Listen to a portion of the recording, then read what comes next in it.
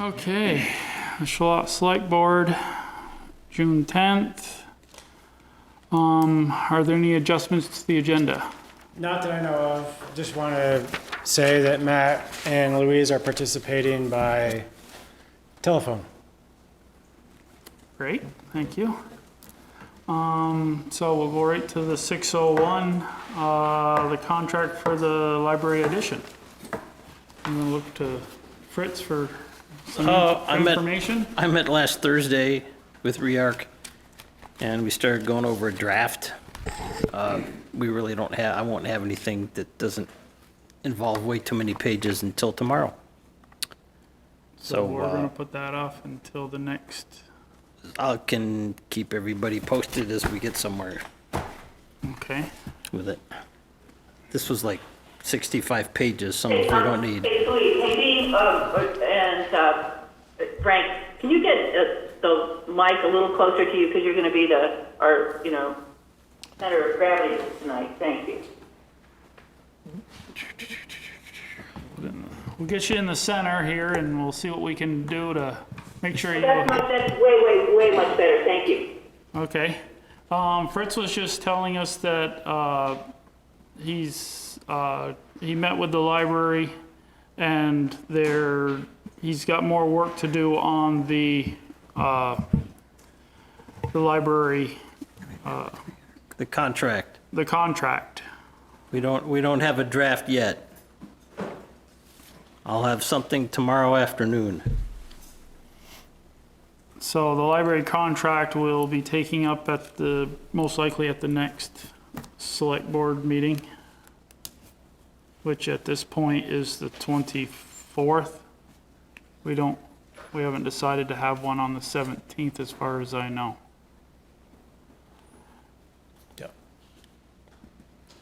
So is there room on the 24th to put the library discussion for the contract? You want to start the meeting a little bit early?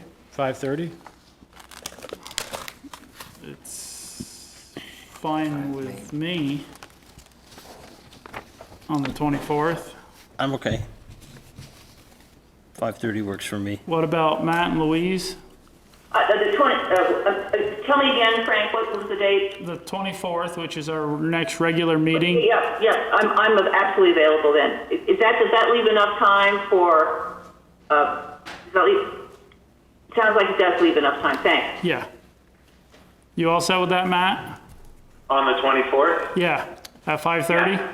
So just to be clear, the bond bank will issue a letter of offering, I believe, the bond tomorrow, and they've indicated that they would like a response within a week, which would be approximately the 19th.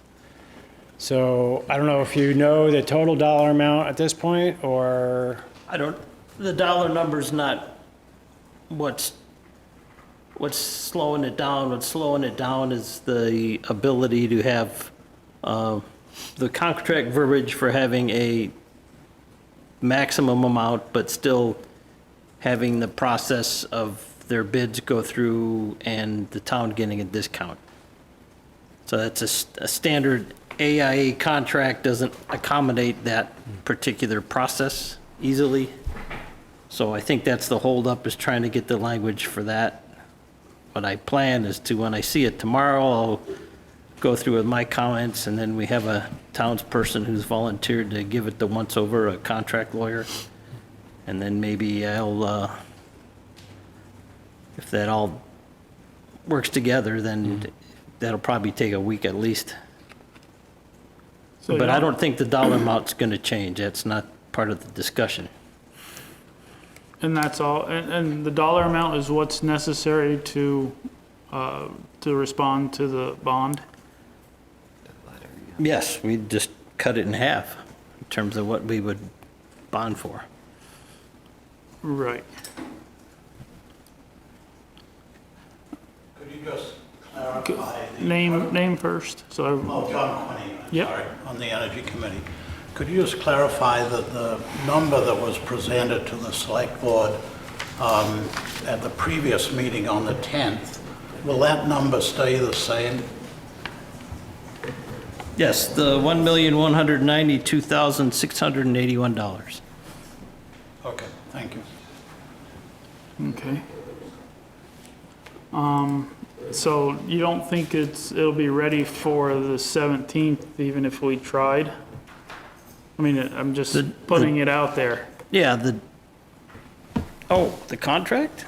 You know, or whatever, I mean, are you suggesting that we okay this tonight this number tonight to respond to the Yes, bond I'm bank? confident that that number won't change with the contract. Okay. Great. You have any questions, Matt? No, I think the numbers were really straightforward. Yes, and Fritz, and thanks for all your hard work. Yeah, and I think we're clear on the amount to bond as well. Yeah. I guess we haven't heard affirmatively from the library as far as their portion, that maybe it would be good to Yeah. hear. Yeah, we can, the library, do they have any questions on? If the number is split in half, are you, that's, When we get to the memorandum of understanding, it's all laid out there, so. Okay, good.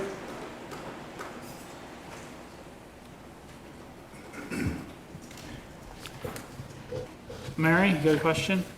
Yeah, I thought during the last meeting, I thought the contract price was the price at the top, the 1,063,000, whatever.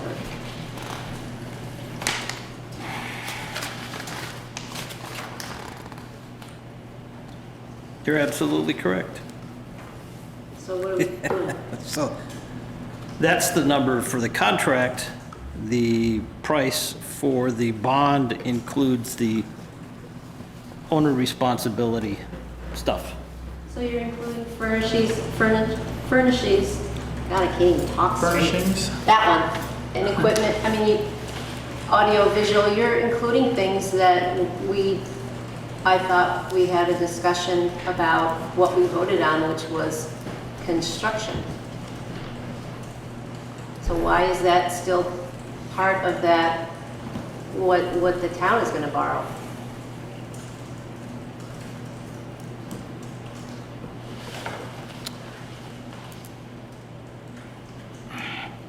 I mean, I really would like to hear that, like, the select board, just the five people, what are you thinking? I'm thinking the percentage of the price that it is, and the fact that that's needed to complete the office, the build-out. As I explained last time, we took out a significant amount of built-in cabinets that would be considered part of the construction and replaced them with the potential of furnishings, not only to save money, but to make it more cost-effective, to make it more flexible to use the space. I understand that, but why is that not the library's responsibility? And our one half of the contract is one half of 1,063,000, whatever. If the price to include, if you prefer, we can include the built-in, we can add the built-in cabinets for $77,000. I'm not saying that, Fritz. That's Well, not I what said. don't understand. If you're replacing something that's built in, is attached, it's a function of the building, it's part of the construction. But we're saying, well, it's cheaper and more effective to just make that a piece of furniture instead of a built-in cabinet. Well, that's fine, then that's cheaper for the library. And the town. It's not how we voted. So we voted to include the 77,000? You voted to construct a library addition. Well, I had questions too about different things because we're doing a few renovations of the old building. Which, are you considering them part of the construction? The changing of some of the lights, the ceiling of the original building, the rug, the flooring. I mean, some of that stuff, are you considering that part of the construction? Or is that part of renovating the old part and then you have the construction of the new part? Part of the construction, the goal of the RFP was to meet an energy use factor of, I can never remember the units. John, can you help me out? 30 kBTUs per square foot. When the energy modeling, which is part of the contract, happens, it will most likely show that in order to achieve that goal, some work has to be done to the existing structure.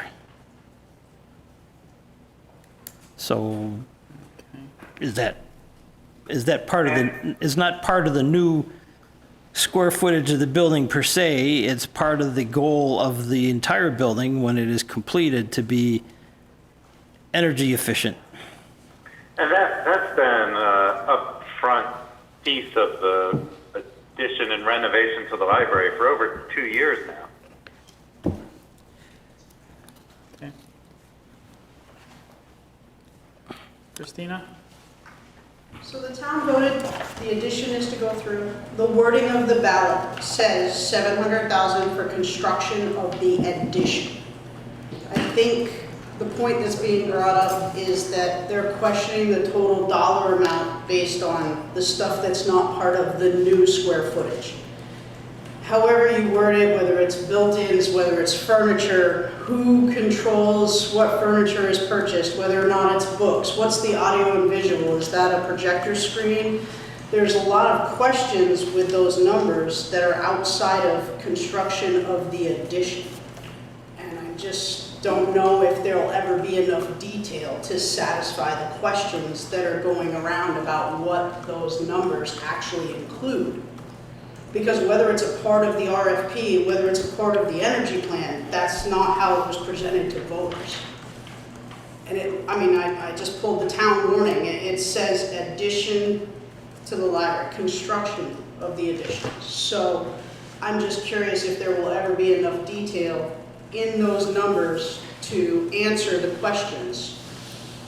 At this point, I think the furnishing fixtures and equipment is probably going to be up to the select board. I mean, we have the owner, the cost that the owner is responsible for, and that's one of them. So who approves the owner purchases? I would guess it's the board. I mean, you keep Guessing, so do you know, will it be you guys, the ones that went to the town asking for the money? Or you say you guess, is that 100%? Are you guys gonna be the ones that make the final decision? Or will it be a committee? We approve the spending of the money. And we keep going back to what we told the voters. We told them 700,000. You want to put that number on a bond, that'll Actually, it cover, says up to 700,000. that'll cover all these questions. So not to exceed 700,000. So I'm just trying to make sure that whatever we presented to the voters, you can defend with these numbers. And like I said, I don't know if we'll ever have the detail in those numbers to be able to answer the questions that people are asking. Well, they'll ultimately come down to RFPs. You know, it's more than $5,000, I think, for the fixtures. So there'll have to be a written proposal and all that goes with it. I mean, for the same reason we had to use the purchasing policy to get the bid, we have to use the purchasing policy. Things like the Division of Fire Safety, I don't think we're going to be able to check that out. Financing and legal, we seem to have, we stick with one attorney. Audiovisual, furnishing and fixtures, I assume there will be quotes in an RFP. The contingency of, somebody asked me what the contingency was for in terms of the owner. If you go to excavate the foundations and you find somebody's old stump dump or polluted soil or things that require extra remediation, that's an expense that you don't know until you dig the hole in the ground. We ran into that with the senior center. They had to dig out. That with the library roof. I mean, that's an expected expense. I think it's more the question of $26,000. I can see no reason why that wouldn't be covered by our purchasing policy and require our RFPs or 3 written bids for anything over $5,000. $5,000.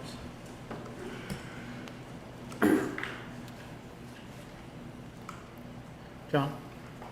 Just a little bit of context. At the conceptual design stage of the project, the estimated construction cost was $1.4 million. And that was the basis on which the town voted to bond for $700,000, amount not to exceed. So we should recognize that the work of the Library Building Committee and the Bid Review Committee and the design build process itself has got that number down by over $200,000. We should also recognize that the Friends of the Library are raising half the money for the cost of this building, which is a town asset. And the town is getting an asset for half the price that's required to build it. The third point is that I think there's a number of items that are both in the direct costs and in these town costs. We could have a discussion about whether that's directly related to construction or indirectly related to construction or not related at all. And it's pretty difficult to draw a hard and fast line.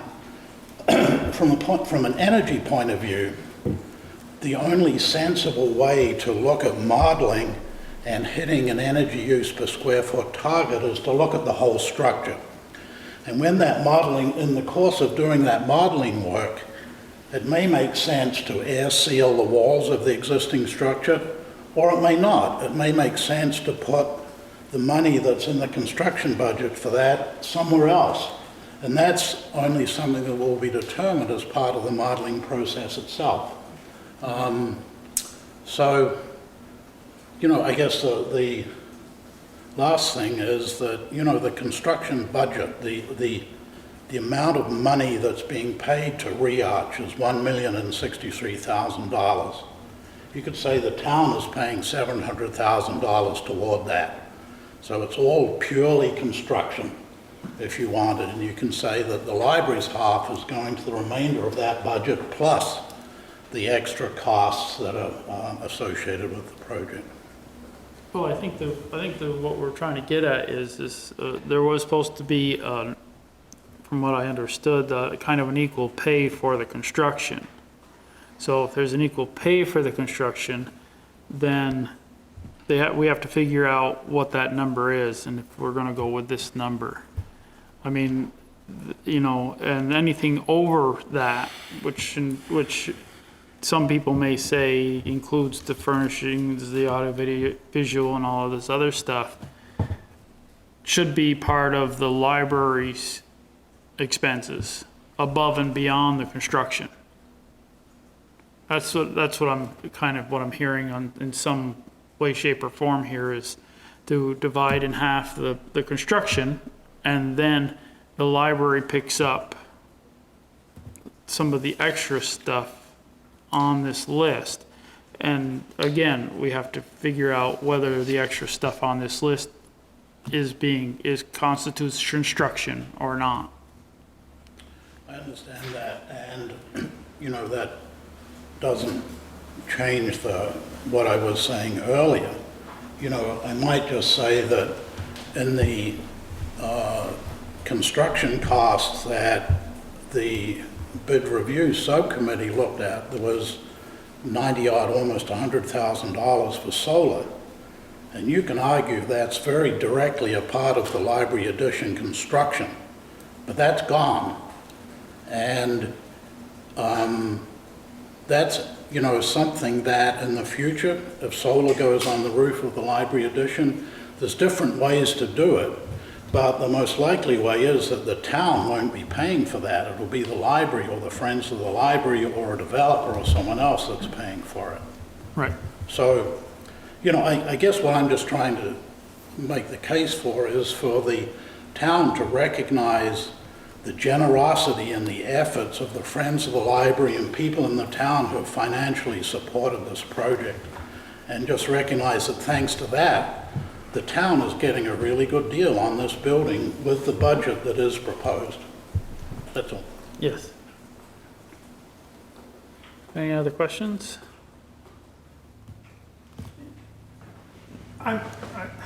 So the number that we're talking about is 1.192 million and some change, I can't read it. Is that the number, or is it 1,063,000?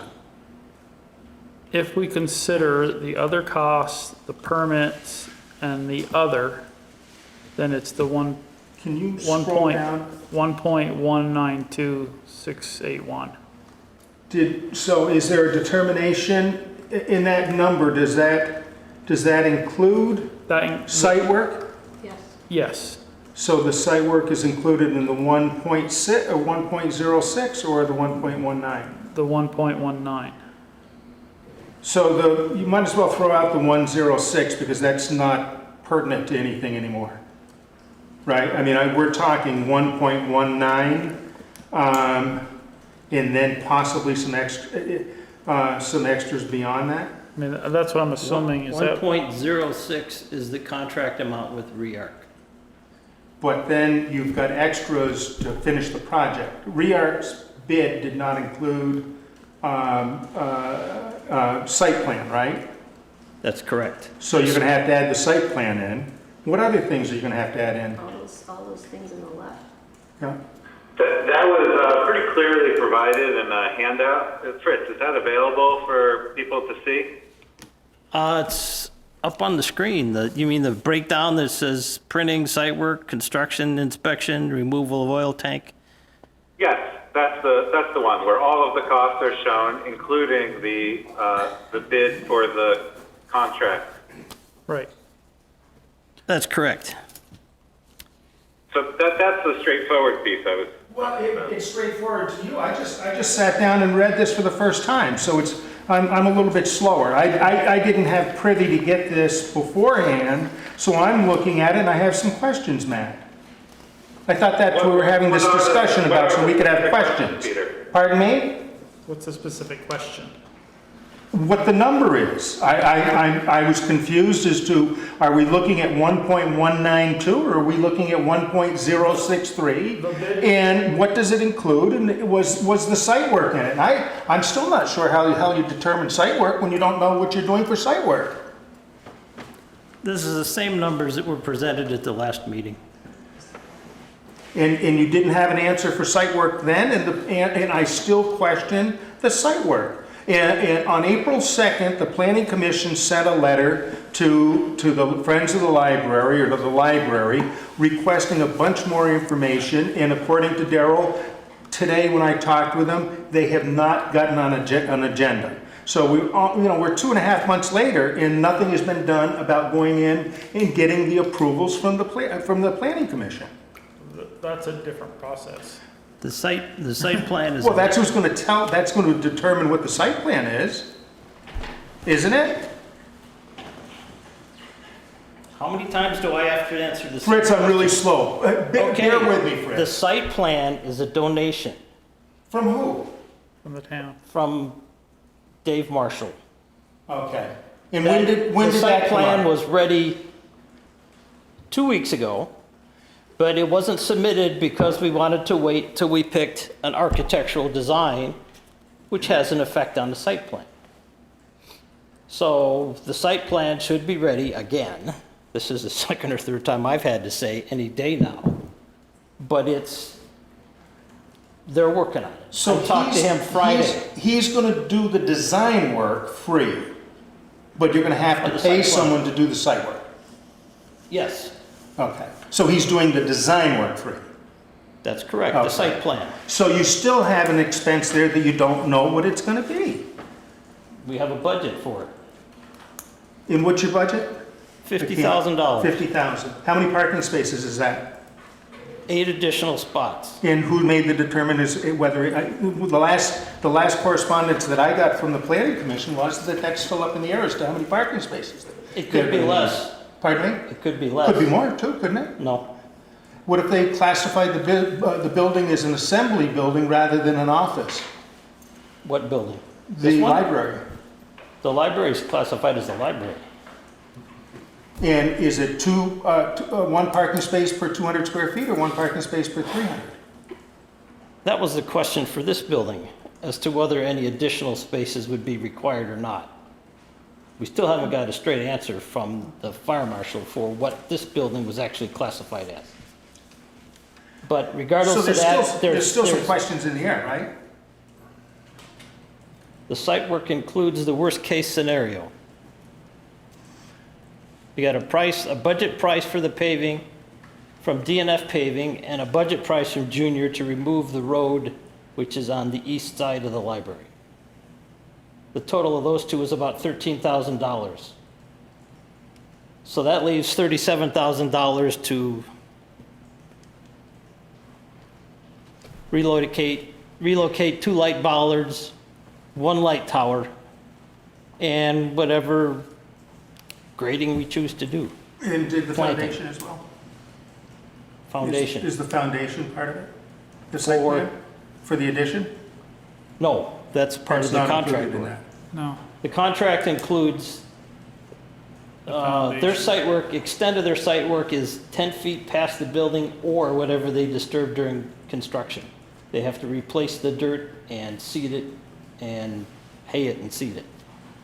It does not include any additional landscaping. It doesn't include a sidewalk. So we're also, out of that $37,000, we're gonna have to come up with a sidewalk connects the parking lot to the front of the building, which is about, I don't know, 20 feet, 25 feet. Does the old sidewalk come out to make room for parking? The plan is to leave the existing parking and sidewalk in place instead of taking it out and spending more. There was an option presented to change the parking lot around, which was significantly more expensive, and we chose not to do that. And if the entrance has been moved to the west side of the building, where will the walk connect that to the park? The walk will go towards the main entrance and the Quinlan School. Part of the architectural desire is to try to tie that school in as opposed to it being a little building off to the side. And to have that part of as you come in, the little school will be there and then the entrance to the library will be on your right. Is there any money to move any trees? Well, there's that $37,000, which includes, if you take some money out of that for sidewalk and relocating the light fixtures, let's say that costs a pile of money. We're down to maybe $25,000 for stuff outside. That will be a plan and bid out separately. John? There's also a $27,000 contingency in this in this part of the budget. So you might argue that that's only a small amount of money, or you might argue that that's a decent amount of money to cover unanticipated expenses. Lane? I was just going to say on the site work, isn't the Dave Marshall plan could include drainage, it could include other things that he hasn't defined above and beyond the blacktop and the sidewalk, right? Drainage, dirt movement, trees. I mean, he's going to have a design that you don't fully understand yet, and you have money set aside to comply. Right. Yes, one of the advantages of getting rid of the driveway on the east side of the library handles some safety concerns of the library, but also reduces the water runoff and some of the drainage issues that we would have to tackle if it required a statewide stormwater permit, but it doesn't. So Keeping the parking the way it is instead of changing it also reduces to almost nothing any disturbing of the wetland buffer for the, because it's got everything that's proposed is on the north side of the driveway that hooks to the town hall. Yes. That's correct. So it's moving farther away, and you're removing the impervious surface from the road to past the library, which would be the driveway. So you're removing that. So when you add this over here, it's gonna offset. Or almost past it. We're gonna leave the handicap spot by itself Okay, on a little spur of the existing driveway. okay. But a lot of that'll be offset by what's being taken out. Yes. And all traffic will come in through the town hall and out. Yes. Best way to slow traffic down Have a so dead we end. don't have kids running out of the libraries to have a dead end. Yep. True. Peter? Chris, has the state waived the requirement for the stormwater permit? You have an engineer provide a calculation, and if it's below a certain number, there's no submittal required. And he's done those calculations and they work out? Yes. And he's done those without having gone to the planning commission and having them tell him what he's gonna have to do or satisfy them? Is that a Yes. loose end as well? No. No?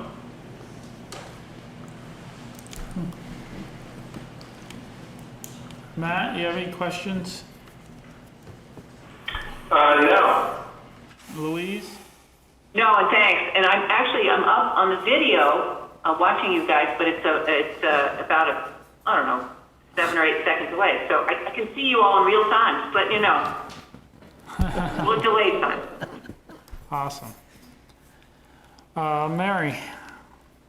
So are you, so you're basically committing to a $600,000 bond? That's what it looks like to me. So is that the next discussion, or is that this discussion now, or? I'm just hoping that at some point, there's a motion that actually says the town is going to bond for $600,000. So it's clear, Right. and y'all vote. So was that our 635 item, or is it the 620 item?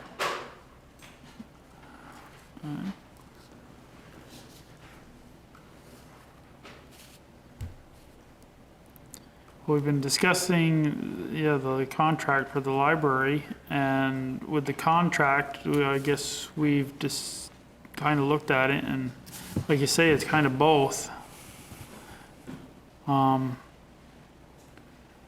we've discussed the contract, so if there's no changes, then I guess we can end the conversation on this to decide whether we're going to do a bond letter agreeing to the 600,000 at Okay.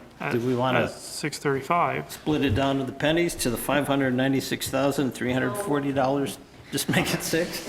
I think probably making an even number would be a lot easier on paperwork. For both. So, Okay. I think so. If we aren't going to have any more questions about the contract itself and the amount and with the additions, with the extras, then we'll move on to the 620 item. Do we want a motion to confirm that bond number? I don't see where the memorandum of agreement's going to change that. We can. Well, yeah, I guess it could. You're right. It could. If we don't go with a 50-50 split, it could change it, yes. Right. So I think we should, Mary? Well, you kind of have to make the motion and say something, because the bond bank will expect an answer back before your next select board meeting. So they will want an answer by the 19th, which means we'll have to submit a change that says, we don't want 700, we want 600,000, and this is our contract price, and this is where the other money is coming from. But it's all going to happen and be due before your next select board meeting. So it would be good if you could all, actually, it would be excellent if you had a motion that said 600,000 is gonna be for the bonds, and then move on to the library and say, okay, guys, you know, what do you have? Because the way the construction looks, like I saw some piece of paper that said when they wanted to start and what they thought they were gonna draw down and blah, blah, blah. It means that it will start before the bond money is available. So it's very important that we know what cash is sitting here so that we're, like, we just know all the Already. pieces. Yep. So, you wanna make a motion? Sure. I'll make a motion to assign the bond amount of $6 million for, 600,000. well, you know, I guess I won't get any vacations. That'd be a really nice library. That was Shelburne. Yeah, there you go. Okay, $600,000. Second. I'll second it. Any more discussion? Yeah, don't let me run a calculator. All in favor? Aye. Aye. Aye. Both Matt and Louise, that's 5 in favor. Okay. So we'll move on to, yep. Does that Like- imply then that $1.2 million is the budget for the project then? You've done some Yes. rounding? Yes. So $1.2 million is the value for the project? Right. Good, good. Yep. So we'll move on to the 620. We're a little bit late. On the memorandum of agreement between the town, the library board of trustees, and the Friends of the Library. So, do we have a copy of that here? Yeah, it's in the packet that's on the table. It's probably the third or fourth page in. It was included in the packet with with the budget. That's it, Frank. No, the one that you just had. This one? I think Oh, it's so. in here? Okay.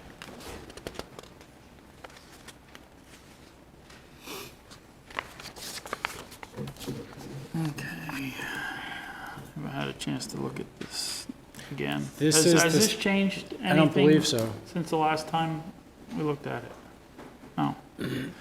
Okay. It's not finished.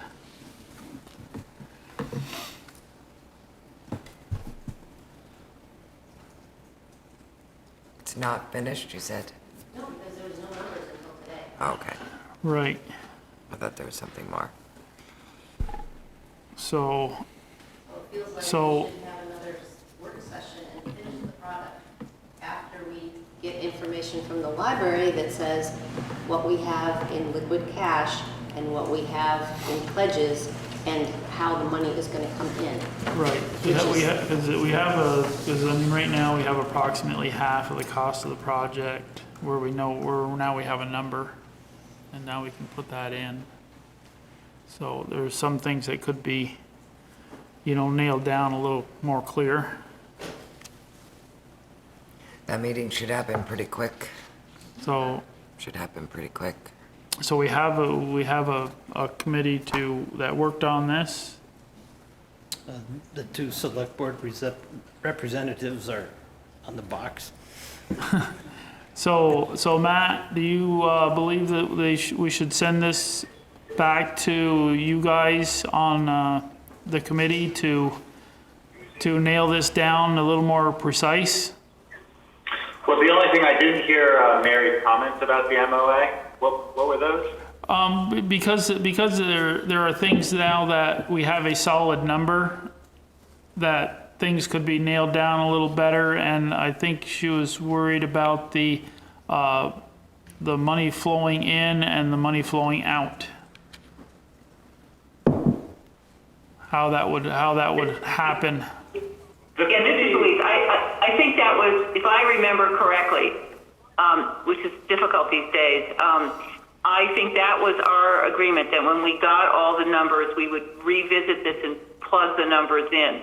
And I don't have the MOA in front of me, but if that's what's needed to be done, I don't think it's going to be that difficult or lengthy of a job. I'm gone until the 16th, but happy to be available by phone.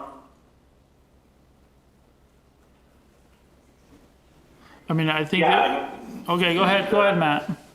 The committee could meet. I don't really think it's necessary. If you look at the actual MOA draft, all of the question marks are really in section 1, intentions of the Friends.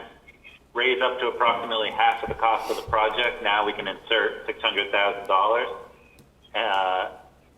With 2 commas as in a positive and still have the same language, so that the $600,000 represents half of the cost of the project. Over the next 2 years, by 12/31/2020 is what the committee arrived at, giving the Friends enough time to do their fundraising with the multi-year pledge system. Manage the in-kind contributions. C, transfer in cash hand donations was something that Mary thought was important, and so the committee put that in there as available to the town. So Mary will have that cash in hand throughout the duration of the project as those monies come in. And then the last piece was to pursue loan against the existing pledges, which the Friends have done and is possible. So there really aren't that many moving parts to plug in, but if the committee wants to reconvene one more time to put those in and bring a final copy to the select board, I don't see that being a problem for June 24th. Right. Hey, Matt, have we ever been able to do anything without a supplemental committee meeting? In my short tenure, no, they seem helpful. I hear you, and I'm fine if the folks can think they can we can probably get it done without a meeting, or maybe just a phone call. I just know that there was Fritz was just talking about the clerk of the works and what was going to happen with that, with having a committee decide all these things. That's in section 2, intentions of the trustees is to appoint a library expansion building committee to serve as the overseers of the project. The committee will consist of 3 members, the clerk of the works, which is Fritz, 1 member of the Friends, and 1 member of the trustees. Right, but I think what we were talking about was when there were questions that needed to be answered on the fly, to have to get together and make a meeting to try to make a decision. I think Well, Dean asked VLCT to weigh in,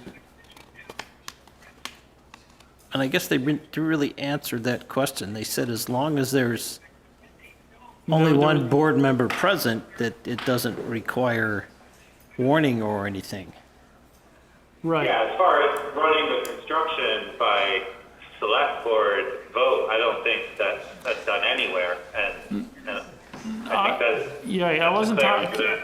Yeah, I wasn't talking about select board. I was talking about if we made this committee, does it become a committee that needs to be open meeting, and does it have to have a majority vote when they makes a decision?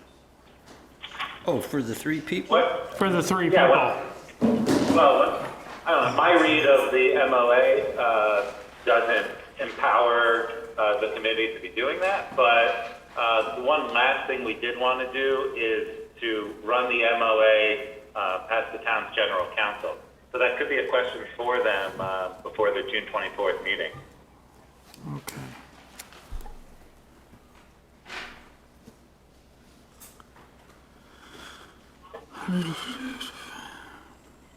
And that was the only other thing I had kind of with the MOA, is to make sure that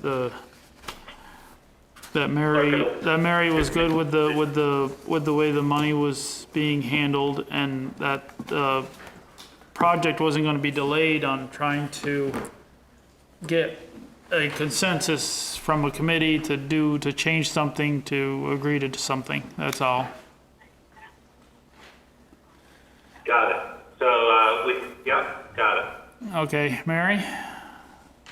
What does the library have in cash, and what do you have currently as pledges? Cash in hand. Last time I looked, about 250,000 cash in hand. And And Beth isn't here, actually. I feel like I shouldn't speak. She's the one who's in charge of the banking, so I'm And actually. what about pledges, like right now? Right now, again, I don't want anybody to quote me on this, or Okay. I could be wrong off by a little bit, but it's about 450. About what? 450. That's total. Yeah. Yeah, So, she- but and she's that asking is for pledges. over that 2-year time span? Or is that like right now? No, That- right now. So that money will come in what Yes. time period? Well, it depends on the pledge, but some by the end of this year and some by the end of 2020. So I was curious, so that 400 is in addition to the 250 you already have? That's the That's total total. amount. The total pledged. that has been pledged Oh, is something like 450. Oh, so 250 in cash, We have and in 200 And in pledges. 250 actual cash. So you're short by 150,000 at this That is moment. correct. And you are hopeful that if that money, if that's it and more pledges don't come in, then you are going to borrow Yes. the 150,000. Is that correct? No. So you're Is that looking correct? at, That is correct, yes. You can only borrow his pledges. I can only borrow against pledges. up to the pledge amount, To the right? pledge amount. Yeah. So you still only have 450, you're 150 shy of the 600 you need. Right. But we're not done. We haven't even Right. opened it up to the public. But we're here at this moment and we're Right. deciding on a contract price and we're deciding how much we're gonna go to the bond bank for. So Who pays? these are those things that I think need to be part of the MOA. Well, it is part of the, I mean, when we have. It's not in a number form in the MOA. I It should- I You're think right. it- Let's have a meeting and make sure we get all of that squared away. Yeah, it just Yeah. needs to be defined. Yep. I- We don't want there to be any confusion, for sure. Yeah, okay. Peter? Does the board think it's time now to get a letter of commitment from the bank for a loan to the Friends of the Library? When do you think the right time for that is? For, For the added amount, they're gonna have to borrow money against pledges. And hopefully it goes better than it went for Burlington College when they did that, and I'm sure it will. But is now the time that they should be going to, I think they use TD Bank, and have TD Bank commit so that the board can review the conditions? Because they're probably gonna ask for the library, which the town owns, they're probably gonna ask for the library to be put up as collateral. And is the town willing to do that? And is it not time to go and sit down with TD Bank and finalize the loan and the conditions of the loan? What's the board thought on that? it's a good question. I haven't thought that far ahead, I guess. I think it needs to be answered by the time we're expected to sign the contract. That's pretty quick. The pledges are the commitments that the bank will accept, nothing to do with. Well, when I had a discussion with a person at the TD Bank that I do some business with, he told me in all likelihood for a loan like that, and I talked to 3 different banks. 2 banks would require the building as collateral, or they at least thought that, and the 3rd bank said it depends on how much money they're looking at and how much they're going to need. But TD Bank specifically thought that they would want to have the building as collateral, not just pledges. People got a little nervous after Burlington College and the problems that they had with borrowing money against pledges that didn't come through, or perhaps weren't there to begin with. Right. I thought the library got a commitment that the pledges would be the collateral for the amount that's 150 Well, that was short. a casual conversation, I think, wasn't it? I think that's what I heard. So, I mean, I guess what we're looking at is just to see whether the library is gonna be able to come up with their portion. Yep, we will. Right, I understand that, but I mean, I think the concerns is that at this point in time, you've got $450,000 worth of pledges and commitments that you could borrow against to receive them all early. And it's $150,000 short of the project, which you expect to have done by the end of 2020, according to their information here, Frank? so. Oh, sorry. Yeah, go I ahead. didn't interrupt, sorry. Go ahead, Louise. Brett, I know this is not the best of, anyway, but as I understand it, Frank, you asked exactly the right question.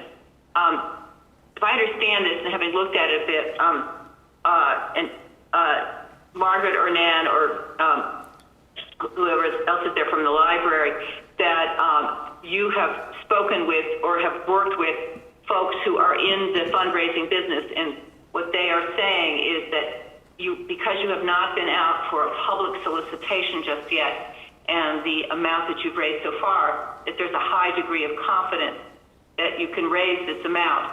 That said, the Friends are still obligated to come up with the total amount of the money at some point. And that does raise, as to Frank's point, that does raise a cash flow issue. Margaret? Well, I think certainly, there could be Hey, further. Margaret, if you could get a little closer to the mic, that'd be great. I think the library wants to do everything to make sure that we're, dotting all the i's and crossing all the t's. So if, another meeting with the TD Bank folks is in order, I think that could be arranged and we can get back to you all. But I think we are very confident that we can raise the money. As you've mentioned, Louise, we're on track with the fundraising plan, and we're excited to go ahead. So I think, so what are you thinking? Let the library try to do some work with the bank and have the committee try to streamline this memorandum of agreement a little better? And I'll Give them a chance to, try to get a contract straightened out, and then at some point in time, the rubber will hit the road there. And should we have a meeting on the 17th to clean up any or look at all of this as a whole? I mean, the thing is, do we commit to $600,000 bond when when the library at this point in time doesn't have their money? So does that mean that we're $150,000 short? I mean, Well, I think Chris, that's because it becomes this is hard. It becomes a cash flow question because, as Fritz knows and you know better, if the library has to deliver the full amount of their obligation of $600,000 during the construction period, and as they raise it, they need to turn it over to Mary to manage it. So we end up with a cash flow problem. But if the construction is going to take, Fritz, what do you think? 14 months, whatever, that gives them a window to finish raising it. In the meantime, from a cash flow perspective, I think, unless I'm wrong, and I'd like to hear Mary's views on this, I think there's enough cash to pay out and manage the project. But anyway, that's kind of my view, and I'm concerned that we missed the bonding date. So there you go. There's a document you haven't seen, Louise, which is estimated monthly drawdown by the contractor. Yeah, sorry I haven't seen it. I really apologize for being away again, but I can't help it. And that I think is probably optimistic, but it shows a completion date of February. I'm going to guess it's more like April.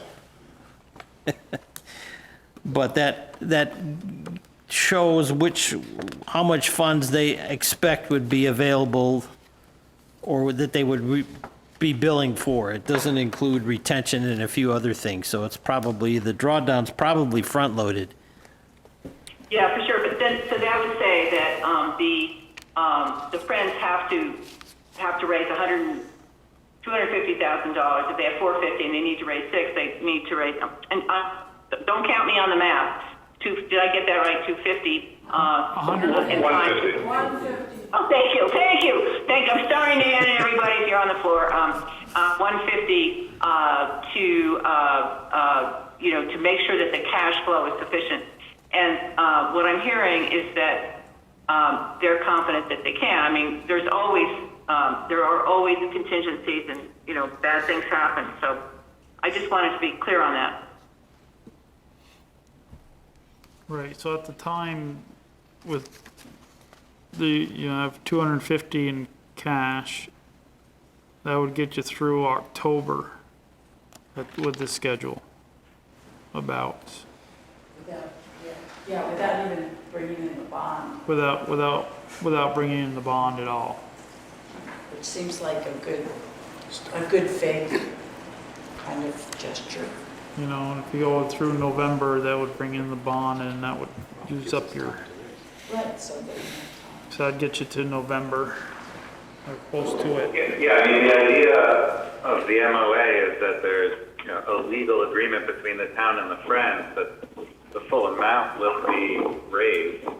As far as the cash flow goes, to Louisa's point, my understanding was, as far as servicing the construction costs, that's not going to be an issue for the town to do as long as there's the understanding in the MOA that the Friends will be paying half of the amount of the project by December 31st, 2020.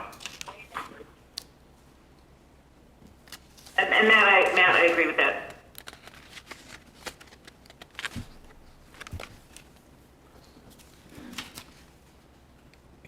So where are we at here? We're gonna have another MOA meeting? I would say that we're gonna have another MOA meeting so that they can fine tune this and maybe give us an update on what the bank says and what monies they have.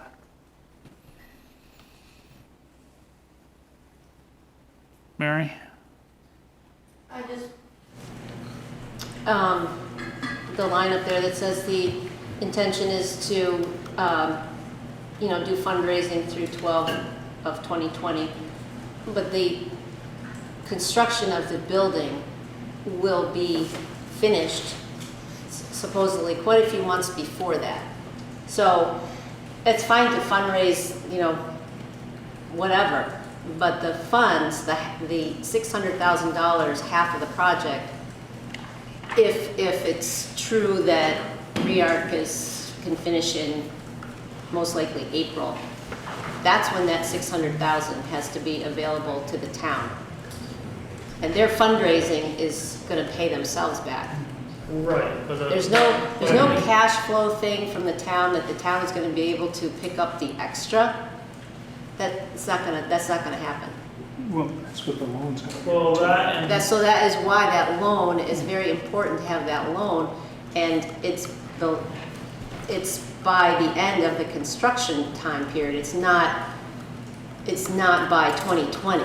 No, I think that was part of the reason why the library says they could take out a loan against pledges, and then they would, if they had pledges in place before the end of the construction, that they would be able to take a loan out on those pledges, hopefully in the amount of the $600,000. There is no, But again, it's not there. I understand what you're saying. It's not there, and it's not, the town is not able to pick up that 150,000 and wait for pledges. That, we don't have that kind of, we're not doing that.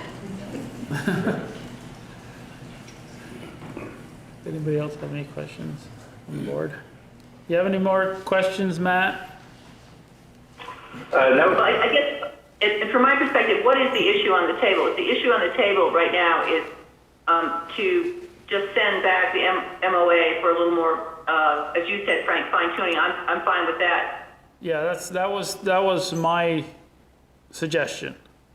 I'm fine with that, but I'm sorry, I couldn't hear Mary very well. But my view is I do think we need to go out for the bond in the amount of $600,000 now, or as soon as Mary can do her magic on it.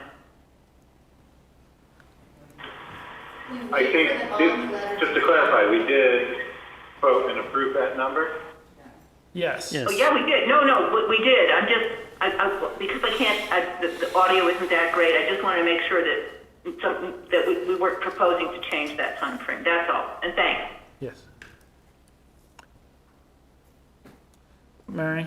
You just wait for the letter to come from the bond bank, and they say, you know, you applied for 700, you want 700,000, and we say, we want 600,000, and we return that by June 19th. All the paperwork, all the whatever has been done. Right. Right. So now we have decided tonight, thankfully, everybody voting, that when that commitment letter comes in, it will be returned with a $600,000 bond request. Right. Right. And right now, and that's done, and I think the MOA should be sent back to the committee to do some fine tuning. Let So what's our deadline? let the library have a little bit of time to figure out whether the bank can help them out or with their pledges or whatever. What do you want for deadline for the MOA? Do we want to put it in for the 24th? I mean, I mean, we got everything due on the 24th right now, so. That sounds good. Will that fit, Dean? Make it fit? Yeah, start early. We were already starting early. 5:30. Yeah. Okay, so I think we're gonna send that back to the committee and have them get us something for the 24th meeting. Peter? Are you asking the library to get a letter of commitment from the bank with the conditions in it for that 24th meeting? Well, I don't know, I mean, I'm asking them for whatever information they can give us for, Well, it generally would be a letter of commitment, and I think their loan committee meets every 2 weeks at TD Bank, so it should be doable. right, but it has to be, I'm assuming with everything I've heard that it has to be a loan based on the pledges at this time. So that's what they're going to be asking the bank, as far as I know. If you can clarify that for me. I mean, and I'm also happy to do some comparison work with other library projects and, you know, how they've managed this as well, to find out what. I think if that could be brought to the, And I can bring to that the MOA committee Sure. to be able to be put into the MOA or information, so that they have the information to look at Right. while they're writing up the MOA or fine tuning it. And that information can subsequently be brought to the 24th meeting so we can look at it. And will the town attorney look at it before that 24th meeting? I'm gonna leave that up to the committee. I'll leave that up to Matt. Is that okay, Matt? Can you repeat the question? If to have the town, I'm gonna leave it up to you to have the town attorney look at the draft MOA. The new one that the committee's gonna work on. We can do that before the 24th. If Yeah. it's okay with the board. Yes. Do we need, I don't think we need any kind of a motion for that. But I agree. So, does that answer everybody's questions so far on the MOA? Okay. So, the bond commitment letter for the addition. Are we going to, we've already committed to a number. I mean, are we going to, I guess, like Mary said, when the paperwork shows up, we fill it out. Do you want to say, unless there's new information on the letter, that you're authorizing the vice chair to sign and submit for 600,000? Sorry, just clarification, new information on the letter from the bond bank? Right.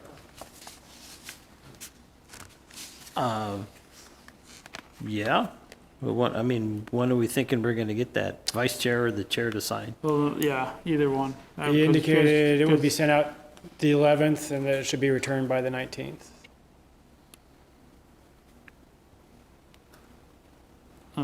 It's fine with me. Okay, do we want a motion for that? I I'm would suggest- assuming yes. Okay, I'll make a motion to have the bond commitment letter filled out with the $600,000 number, and to be signed by the vice chair when that paper is available. All right, I'll second it. Seconded by Carrie. I'll second it. I couldn't hear. I'll second it if no one else has. We're all set. Thanks, Frank. All in favor? Aye. Aye. Aye. Aye. Aye. 5 in favor, none opposed. Okay. The 645 item. Town policy on holiday leave. So I'm assuming, Mary, that this is or Christina, I'm assuming it's a payroll conundrum. Well, I want to clarify something that was in your packet. People are not paid overtime. Yeah, I'm sorry to interrupt. Christina, I really want to hear what you're saying about this. Could you get your mic on? Sure. Thank you. Okay, so something you received in your packet, people are not paid overtime in the town unless it's a worked 40 hours. So for instance, town meeting day, I work at the polls, but it's a holiday. Until I've actually worked 40 hours, there is no time and a half pay. It's all just straight pay. So in your packet, it was stated that with a holiday, there's time and a half pay. That's not correct. Overtime in the town of Charlotte is paid on worked 40 hours. Second off, I brought it up and asked basically for you guys to review it because I function with 3 different holiday schedules. The library does a 12 holiday schedule that's different than ours, but it is 12 still. And then the senior center does an 8. And I know I am the only town employee other than the senior center director that has to work holidays. There's 2 in particular that we have. So basically, I have the option to take it all as pay, because according to your policy, I guess it used to be, before the personnel policy in 2014, that it could be a floating holiday. And the person that had to work the holiday could take it later. That's tough for me to keep track of on the payroll end of things in Nemrick. Right. But second off, the policy that was created, the personnel policy, eliminated that. So someone having a day off when they work a holiday week, I think should be a decision of the employees, because they did work the holiday, so why not get the extra pay? And then as long as, if they want the day off, I think it should be in the same week, and it should be in an agreement with the supervisor, not a demand. I think it should be totally up to the employee, because the employee is the one who has been asked to work on a holiday. There's nothing, I don't think, that's actually stated in the personnel policy that if you work a holiday, you could have a choice of having a day off that same week or just taking the pay. Right. And I think it needs to be clarified. And again, I think it should be totally the employee's point of view and their decision, because they're the ones that have to work on a holiday. I can keep track of the different holidays. That's really, I mean, I touch base with everybody to get the updated sheet every year. Like I said, the library equals out. Theirs are a little different than ours, but they still have 12. The senior center obviously is the one, they close for 8 of the holidays. So there are actually 4 holidays that she is working. How you guys want to handle that, I think, is up to you. But again, I think it ought to be her choice whether she gets paid her worked hours plus the holiday pay, or if she chooses to take a day off later in the week. So Christine, it's Louise, and I really appreciate your delving into this, but I'm I'm a little confused, and just see if I can restate what you said, and please help me if I didn't get this right. From an accounting perspective, you could handle the 3 locations and the differences. But what I'm hearing you say is that if you have to work overtime during a week that a holiday comes in, you as the employee should have the flexibility to choose either to take a different day as the holiday. I heard you say within the same week, but maybe there would be some flexibility there, or in the alternative, get overtime pay. Did I state that right? It's not overtime pay. So if Okay, someone, so help me out then. okay, so if someone works 35 hours a week, they will not get Yeah. overtime until they have worked 40. Okay. So if there is a holiday week, they will work their 35, and then they will get 7 hours at straight time of holiday pay. True. So they do not get time and a half overtime rate for that, because it is a worked 40.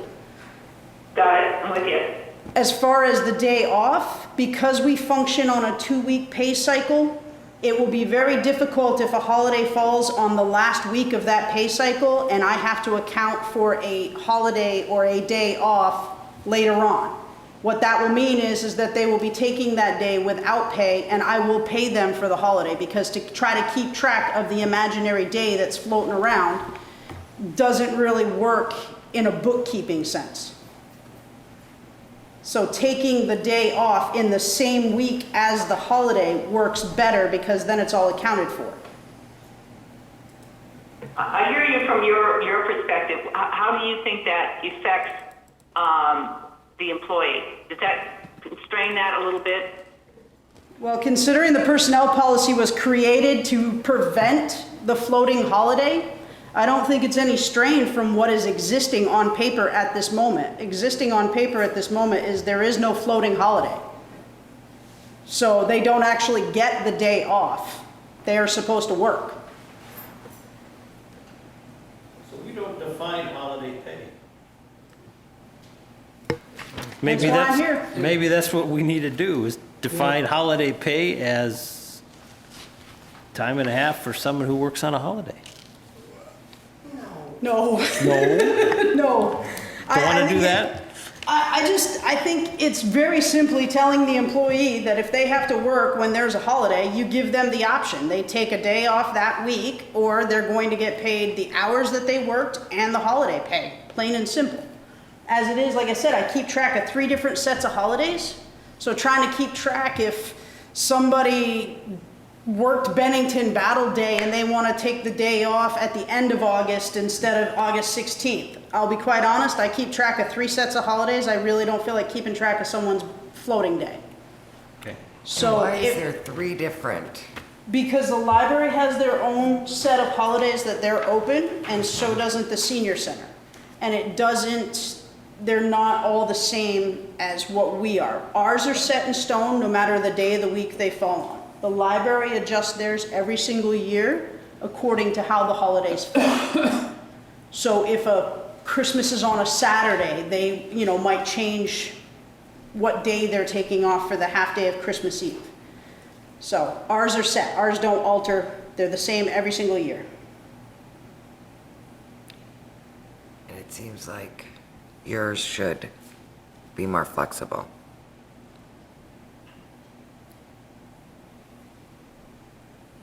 As the policy stands right now, they get paid. I feel if You an need a employee is floating. going to take a day off, it needs to be their choice.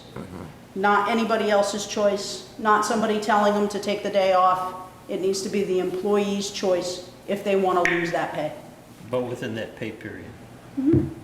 Because it was them who had to sacrifice a paid holiday to work. So I think it ought to be them. But Christina, you said, please, the only thing that I'm stumbling over here is in the same week. That could make it difficult for the supervisor. Are you saying within the same pay period? I'm confused, which is... Well, pay period would be ideal if everybody paid attention to that and was very diligent about that. Unless the holiday's on the last day of a pay period. Correct. Then they'd have to plan in advance. You give them a day off before the holiday? I guess you could. within the pay period. Right, Mary has input. according to the policy, you should be getting paid twice, double time.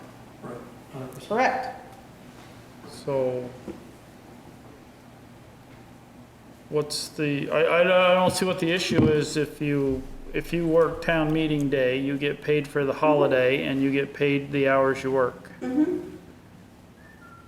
Now, when you get paid, if you're a full-time 40-hour-a-week employee, you get paid 8 hours for that holiday, plus you get paid for the hours you work. But the holiday hours don't push you into overtime. So if you actually work the 40 hours, you'll get paid 48 hours for regular time. Yes, you are correct.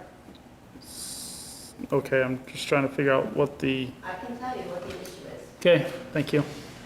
Okay, because it has come up on people's timesheets, and they hand in their timesheet, they're an hourly person, they work their regular, whatever, and they got their holiday, they worked, and it was on a holiday, fine. They have been asked or told that because they worked and on a holiday, they need to take a day off. And that is not true. It's not. They work what they work, and if they happen to work on a holiday, so be it. We're gonna pay them for that. Right. And we're gonna pay them for The holiday. the hours that they work and the hours that they are expected to work. Right. That is the reason. It's built into the budget this- that way. So there should not be supervisors out there who are telling an employee that they need to take Friday off because they worked on a holiday on Tuesday. That's not right, and that's not in your policy anywhere. No, I agree. That is the confusion that is out there. Okay. Matt, do you have any questions or comments? I think is disconnected. You disconnected? No. Louise, you have any comments? Or are you both gone? Well, my only comment is, with all due respect, I'm really afraid I don't completely understand what this issue is. Succinctly, is it an issue of fairness? Is it an issue of accounting?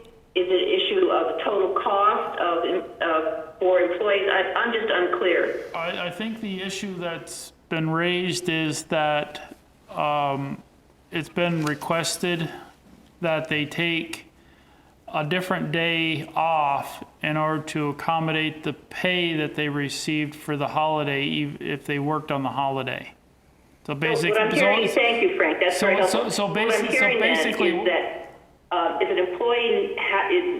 an employee works on holiday because whatever the enterprise is, they have to work on the enterprise, on that holiday, take a town meeting day or whatever, then instead of being eligible for compensation for that day, they need to take an alternative day off. Did I get that right? Well, basically, they're saying it was said that they had to take. We'll say they worked town meeting day. They had to take Friday off because they didn't want them to have over 40 hours. But the holiday doesn't push them overtime, and the holiday is built into the budget. Can I try to clarify for Louise a little? Yeah. Okay, so it's not a point of if they should take a day off or they need to, because that is not the way it works right now. I was simply bringing to the attention that if the employee is going to be asked to take a day off due to the overage in pay because of the holiday and them working, that you guys should lay it out in the policy. Because as it stands right now, no supervisor has the right to ask someone to take a day off because they worked the holiday. And I just wanted to state that if that was going to become a common practice, that it should be written in your policy as such, and it should be subject to the employee's discretion, not a supervisor's. Thanks, Christina. Yep. Thank you. seems to me we just need to reiterate that supervisors can't do that. And during budgeting time, make sure there's a budget for it, which I think there hasn't been in the past. Well, the thing is you gotta realize that in the budget, all the employees are budgeted for what their pay is for 40 hours a week. Which, and within the budget, I'm assuming, is the pay for all of these holidays. Not the senior center. Not the senior center? 8 of them. 12 of them. Yeah, I mean, But I mean, this is, well, then it should, then it's gotta be, then it's gotta be adjusted. If it's not in there, it's gotta be adjusted because the budget should reflect the 40 hours a week for each of the, or how many hours they're approved for, plus the hours that they would be approved for their holidays. Mary? Yeah. We would have to break the law. An hourly person. Okay, an hourly person is 35 hours a week. They're 35 hours a week, and that is what their leave and their benefits are based on, a 7-hour day. An hourly employee who is full-time at 35 hours, you know what, that person might work 32 hours one week. That person might work 42 hours one week. That person might work 38 hours one week. That is not a salaried employee at a 35-hour week pay. It's an hourly employee. It goes up and down depending on what might go on in that week. But for budgeting purposes and for their leave and their benefits, we use 35 hours a week. And it seems like there's a little confusion on just if somebody is 35 hours a week and they work those hours and they got a 7-hour holiday, they get paid for 42 hours. They should not be asked to take a day off so that they can hand in a timesheet that says 35 hours. That's wrong. Your budget has all the holidays in it. That's how the salaries are budgeted. It's all complete, no worries.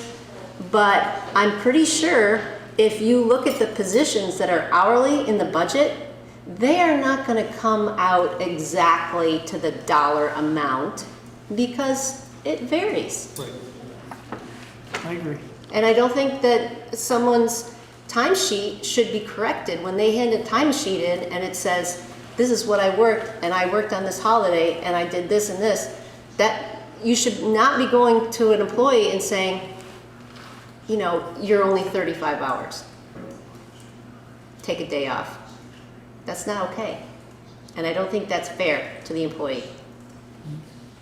Okay. Lane? Hopefully I can be succinct.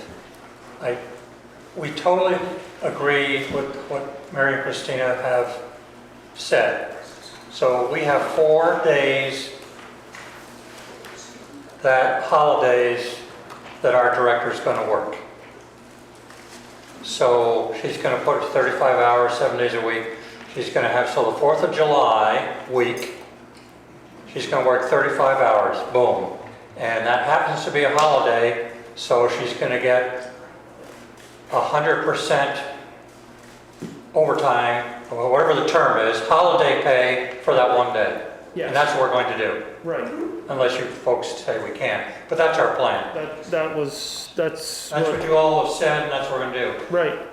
And then as Mary said, there's going to be a day, a week, she's going to miss two days, and it's going to come out in the wash. I mean, it's going to work out just fine. Yeah. I don't see any issues with their policy. So, I think your policy is fine. I think the policy is fine. Anybody have any other? Follow it. They get paid what they work, even if it's a holiday. Yes. Yes. Thank you. Okay. We're getting behind. Any public comment? Oh, great. Mary? So this just kind of came up because I just got a bill from the school for school field mowing for this fiscal year right now. Thank you.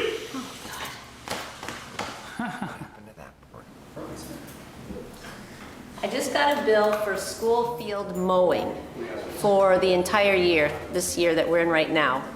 And this is the first I've heard or seen anything from the school since we've, merged, and now we have, they've hired out different mowing contract, whatever.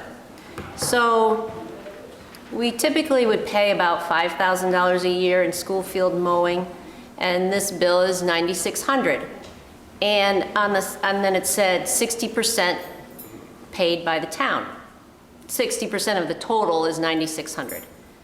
So I actually had done this a long time ago. I contacted the district and I said, do you have the agreement between the school board and the select board that says the split is 60-40? Because I kind of feel like it was 40-60. And nobody seems to be able to locate that document. And I called the Charlotte Central School to see if they had any documentation, and she can't find anything. And then I find an old budget from the school which clearly lays out the maintenance and repair and whatever of the athletic fields, and it says, one column says CCS 60% and the other column says town 40%. So I'm kind of thinking this needs to be agreed on and talked about and written down, because apparently when we did this, which was probably 2003 or 4, I can't find for the life of me anything written down, and I've seen it both ways. And 9,600 is quite a jump from 5. So is this something we should bring up to our school board member from Charlotte?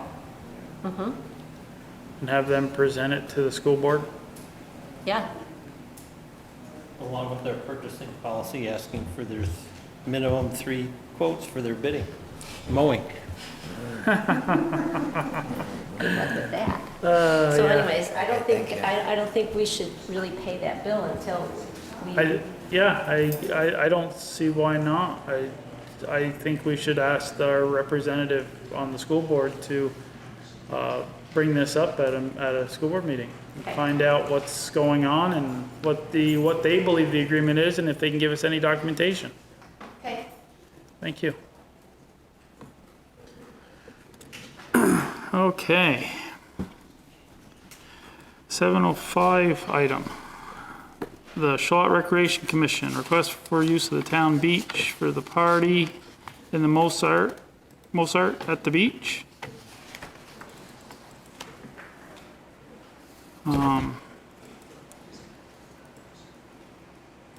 You have any? It's 2 separate items. We filled out an event application for both events. One is on July 13th, and then the Mozart festivals are as listed on the application.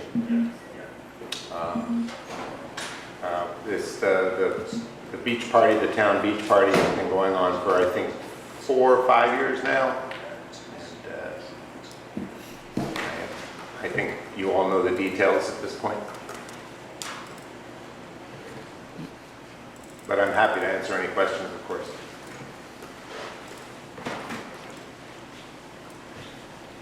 I don't know, it's been happening. I don't really have any questions. It's always. Motion to approve the use of the town beach for the Charlotte Beach Party. Second. July 13th, rain day, July 14th.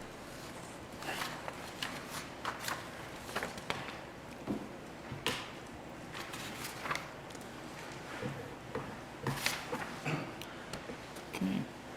You have a second? Carrie seconded. This got to be signed too, Dean? No. No, all set? All in favor? Aye. Aye. Aye. Okay. And then we've got the Mozart at the beach. Motion to approve use of the town beach for Mozart at the beach, July 18th, 25th, and August 1st. Second? Second. Seconded by Carrie. All in favor? Aye. Aye. Thank you. Awesome. Hopefully it's successful again.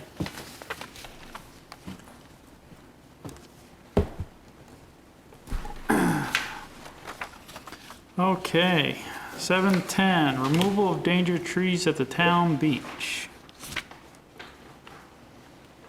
I guess we'll ask Ms. Smith to give us a little rundown of what she wrote an email and stuff, so. Yeah, great. Bill Fraser Harris had asked Mark Dillenbeck and I to have VJ Coleman and I come down, he's an arborist, look at some trees. And When did this, So- and when did he ask?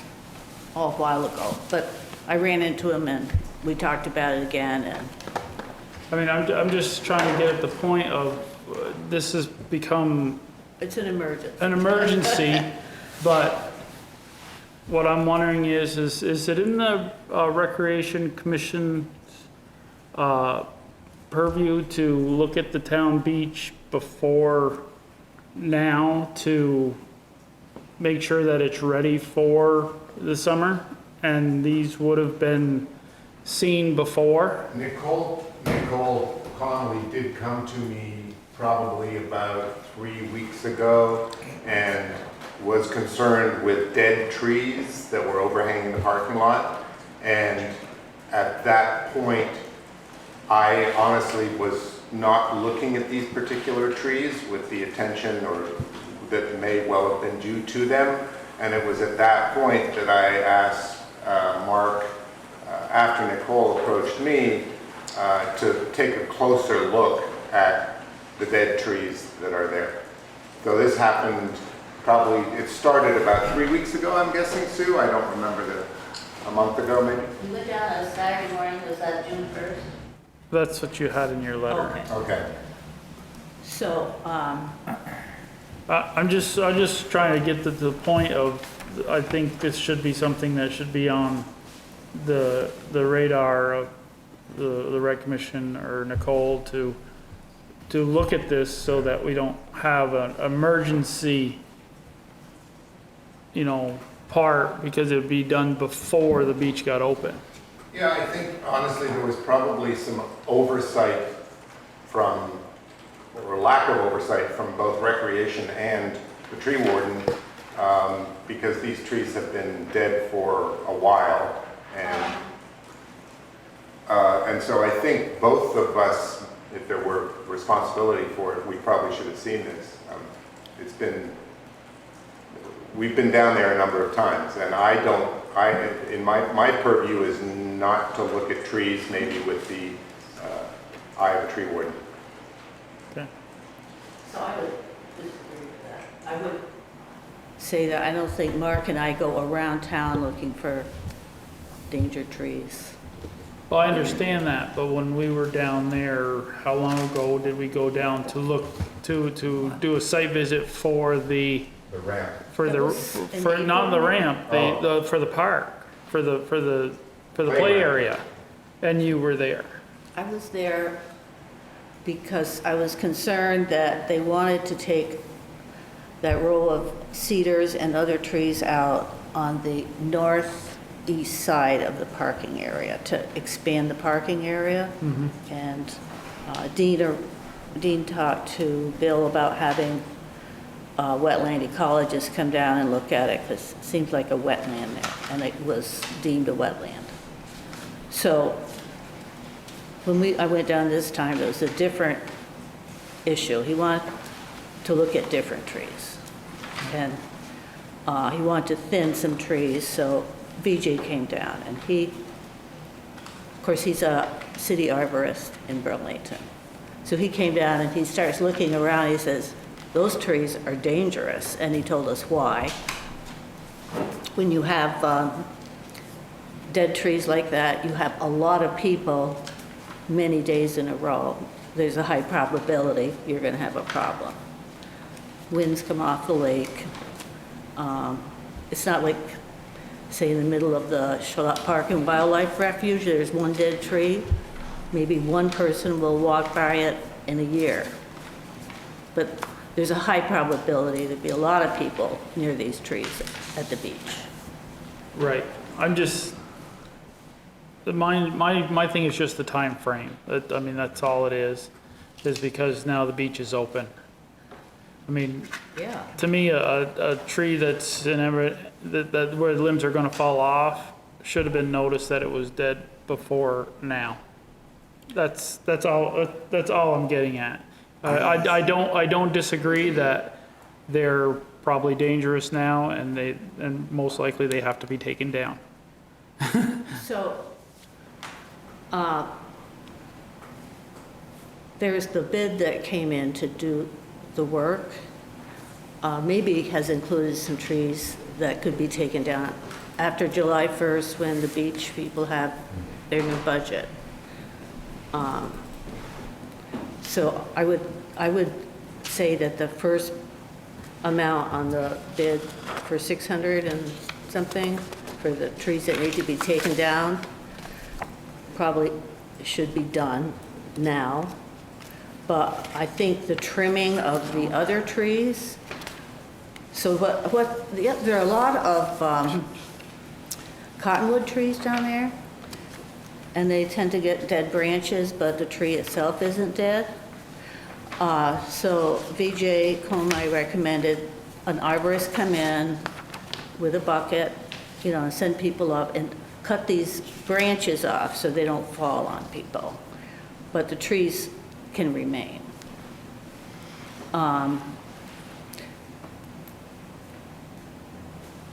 So I had thought maybe Junior would like to do this work, but it's not in the road right away. So. To limb the trees or to cut the trees down? Any of those trees are not in the road right away. So it's my understanding that Nicole brought this up 8 or 10 months ago to be looking at the trees, but didn't necessarily happen back then. I also asked 8, 10 months ago to go on a site visit with the town lands. Somebody would have picked up on those dead trees if we had done it before now, in my opinion. But we never went on a site visit for any of never got scheduled. It is going to be talked about here in the near future, but we've already had 5 different things that we could have eliminated or had better discussion had we had some site visits to the town lands before this. So, I guess the question is, do we deem this an emergency and try to use this, to get this done with the exception in our purchasing policy?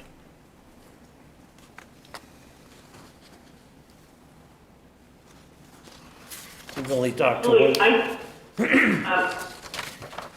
I think 2 thoughts. One is the downside exposure for not treating this right now is pretty big. But the other thing is maybe we need to take a review. Because Frank, I heard you very clearly about the timing issue. Well, if we're gonna start having an arborist inspect town lands for dead and dying trees,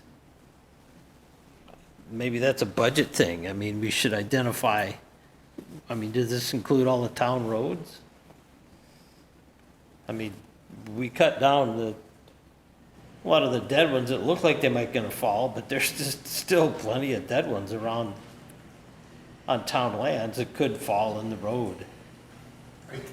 I think what was brought to our attention by Mr. Comey was, as he is much more into the risk assessment perspective, being in the city of Burlington, and I think that was what was immediately brought to our attention, Sue and my attention, which honestly I don't look at trees from a risk assessment perspective. I don't do it. And obviously now I will with the beach, But I'm here tonight simply to express the concerns that were raised from a risk perspective in that location, because cars are parked under them, and it exposes, I believe it exposes the town to an undue risk. I'm not necessarily questioning these trees, but maybe this just needs to be a budget item. Arborist to review town trees. If we're gonna, I mean, that cap's already out of the bag. You can't plead ignorance anymore. If we don't have anybody that's looking at them here, we should, and it's that much of a liability, we should pay for it. Maybe we should consult with our insurance company and see what they think. I mean, I was hoping that's what our tree warden and our deputy tree warden would be able to do, partially do for us. I think we could do that, ask to go around to different site, areas. And I think that's probably something that maybe that maybe you and Mark ought to consider with our other boards. To have meetings with the other boards, the planning commission, the conservation commission, anybody that has to, and the trails committees and stuff, that where their things have to be taken care of to help them with the risk management on the trails and all of the town lands. And the insurance company picks up the tab if risk happens. I'm sure they have some guidelines and some advice as to what we should be doing as a town to make sure that we're not posing any undue risk. Perhaps Mark and I should meet with you, talk about this. Well, I think we should probably get rid of the 3 dead trees. Are they dead or are they just dying? It's actually, I believe, if I recall, 1 dead elm and 2 cottonwoods with a lot of dead branches. They're tall. They're really tall trees. So There's actually two big dead trees, and then there are two total trees, and then dead limbs. Okay. This has 3 dead elms. Okay. 3 dead elms. But that's not what did I put in my little report?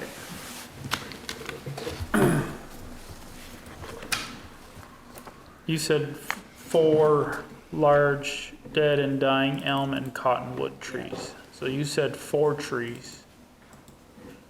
And didn't we tape them till we marked them? Yeah. So there were a total of 4. Honestly, at this point, I would have to go with what Sue is saying. I don't remember the total number of trees. Well, I'm just trying to get whether we accept this bid from, or estimate from teachers. Teachers says 3, you're saying 4.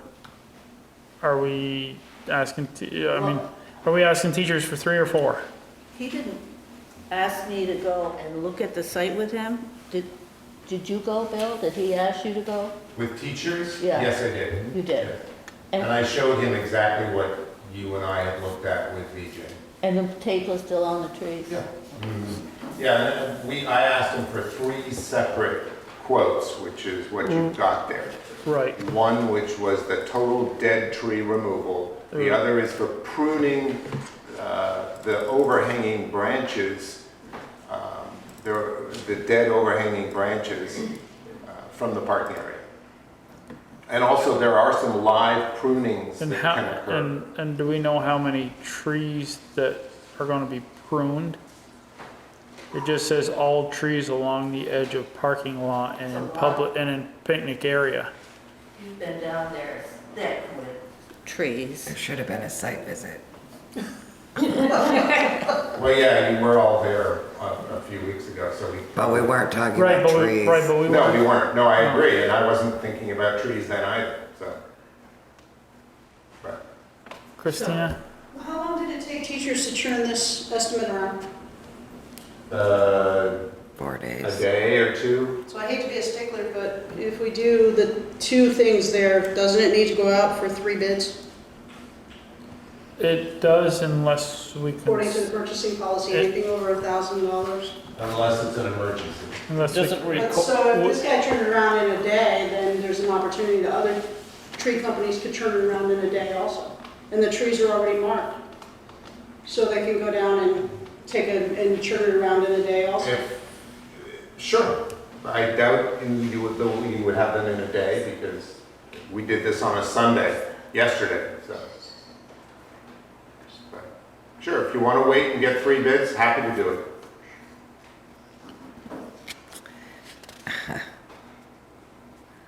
After all, There's only one other bucket in Charlotte. There are 2 buckets in Charlotte, Teachers Tree Service and Tree Works. So the only other person that could actually do the work in Charlotte is Tree Works, if you consider them a Charlotte company. So, okay. But they could take down the dead trees, anybody can take down the dead trees. I mean, I'm assuming that, I'm assuming that it's not whether it's a Charlotte company or not. I'm assuming that we're gonna pick whoever's the, well, if it's under Best qualified. $5,000, all we need to do is make some, you need to document stuff and make phone calls. You don't have to have an official RFP. okay. So, safety prune, So the safety prune and the tree removal? getting rid of 3 trees is pretty simple. The scope is to cut them down and haul them away, regardless of who looks at it. Safety prune, is that 3 hours in a bucket truck, 8 hours in a bucket truck? I don't know. It's a full day. In a 8 bucket hours. truck, yeah.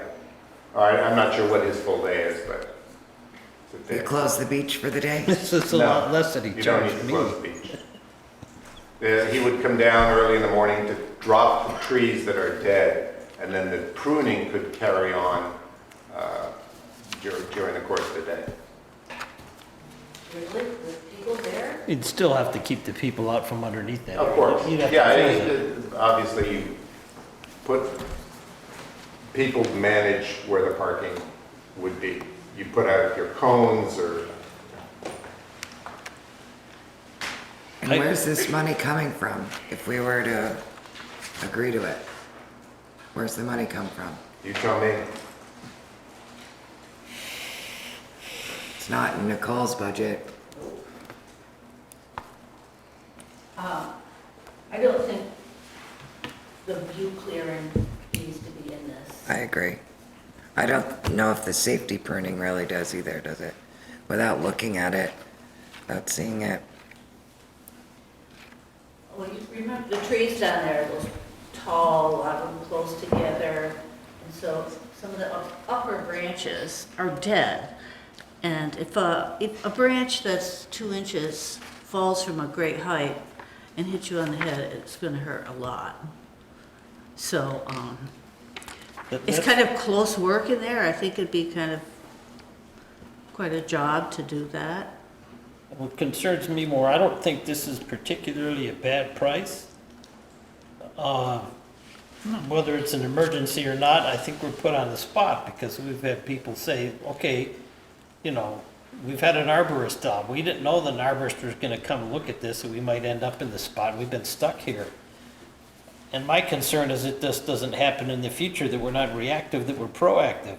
And if we have to have an arborist tell us about trees that are at risk, let's not wait till we're, you know, a day behind, reactive, but we're proactive. If we need to do this yearly, do we? Well, that's what I was getting at with Bill is the we have to have the tree warden to, you know, make up a schedule to look at all the town lands, trails and everything to look at these things and maybe consult with an arborist. If VJ wants to donate his time, that's fine. He can walk around with Mark or Sue and do this. But I think we got to look a little, like you said, a little more proactive and try to look at this stuff before it becomes danger. As in, if this was done in March, we wouldn't have this issue because the beach wouldn't be open. If it had been done last September, August. Yeah, but I'm not even going that feeling far. I'm I'm- just saying if it was done in March. But it was asked to be looked at long ago. So again, that's something for the rec commission and maybe the tree warden to try to figure out a process to do this, to make our public lands safe. I think in terms of price-wise, I mean, $1,200 it's $150 an hour for a crew and a bucket truck and a chipper. I think that's a reasonable price. I mean, I don't think you could rent those two pieces of equipment for less than $150 an hour. No. Not to mention the people. I mean, So- the main thing is do we want to put this as an emergency purchase? We've been kind of put in that position. And do we want to do that? And do we, it allows us to choose somebody. Do we Junior- want to- Junior, you had a question? Yeah, I looked at the trees, Sue had told me about them, and in my opinion, I'm not an arborist.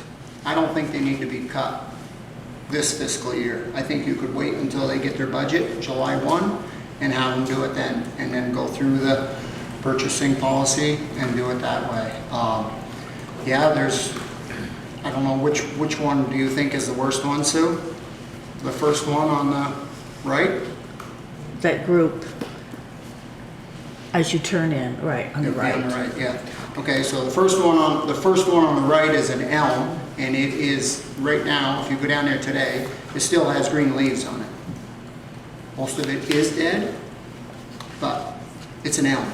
They're tough. It's not gonna fall over. You know, the cottonwoods, they're talking about the wind. Cottonwoods, yeah, they break off easy, but the cottonwoods are in there like this. So the wind off the lake, they're kind of getting blocked. So it's not, I don't think it's an emergency. I think it could wait. I think it's up to you guys, but, if you want to say emergency, I've got an emergency on Moncton Road. I think it's more of an emergency than this, to be honest with you. Okay, So, I mean, you guys can do what you want. thank you.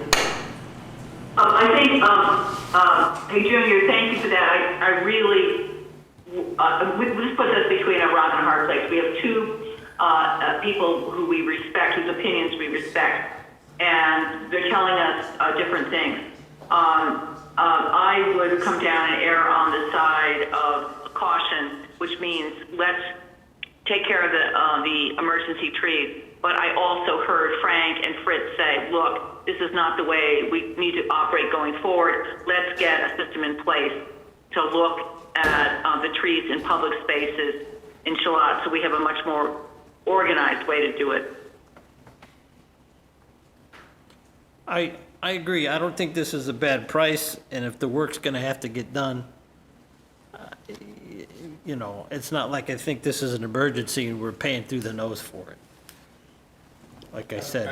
Another option you could do is just take the dead trees down and not do your safety pruning, which would require the bucket. If you didn't want somebody down there, you could save a considerable amount of money if you didn't want somebody using a bucket truck down there, and just drop the trees, the dead trees.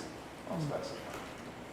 The overhanging dead trees, but I think if it came down to saying that it needed to be done, I agree with Fritz. I think the price is fine. I would do the tree removal and the safety prune.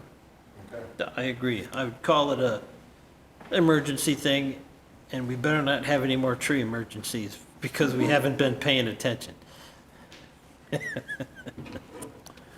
No, I think we've all learned something. I've learned something from this for sure, that we'll look at trees in a little different, proactive light. So do you want to make a motion and include whether it's a safety, whether it's it becomes an emergency purchase? The emergency purchase would be for item 2 because item 1 is up to the. Sure, I'll make a motion to approve the tree removal and the safety pruning for a total of I'm gonna do some math here, $6 million. $1,880, which includes 8 hours of bucket truck and pruning as an emergency expenditure. And then what fund do we take these out of? Maintenance? Building maintenance, or? That's I gonna have be what, no idea. or do we just take it out of the, Let's ask Christina. Christina's got a comment. Well, I was just gonna actually comment that, I was gonna ask you to specify where the money was going to come from, because recreation doesn't have, I mean, there's. Right. And then second off, I would probably recommend that you maybe have the tree cutting guy coordinate with Nicole so that she can get her crew down there ready for all of this chaos. And being that Nicole has a schedule of who's working when, she would be able to give the ideal date for this guy to do the work as far as her crew too. She has some returning beach kids that are pretty good, so Nicole should definitely coordinate with the teacher's guy to make sure that it's scheduled on a good day. it's an emergency, the good day better be in the next day or two. If the good day is 2 weeks from now, Next Monday was the date that it was given. I think it's the 18th. Have you checked with Nicole? No, it's an emergency, it doesn't matter. but this would happen before the beach opens. So. But not the pruning. So With a bucket the truck. beach parking lot will be closed for the day they're working there. Which is gonna be next Monday? Is that what this bid is for, next Monday, for both those two items? Yes, well, the 18th, whatever, that was the earliest, I can't guarantee the date. 18th but is that's- Tuesday. Whatever that, is it Tuesday? I don't know what day it is. They're gonna close the beach parking lot. So now we're into almost the next fiscal year within Yeah, 2 In weeks. 2 weeks. wow. Yeah, So, again, do we want to put it off for the next 2 weeks? It's an emergency that can wait 7 or 8 days. Oh Is my it one or gosh. is it one? we don't know, we weren't down there. I saw the one leaning over the, Well, Junior, is there any way that you could just take down the dead trees that are overhanging the parking lot? Would you do that? Or, It's not the road commissioner's job. no, but maybe as an excavator you could. No. I mean, we could probably take them down. I mean, I'm not even sure. I mean, I heard 2 trees or 3 trees. I heard 4 trees. I saw 5 trees with ribbons on them. So I don't know. 3 of them are small. So, I only saw I'm 2 unsure ones. of what we're doing. I am too. So, I'm thinking, I'm trying to figure out whether we should have a site visit or put it off until the next fiscal year. I'm just.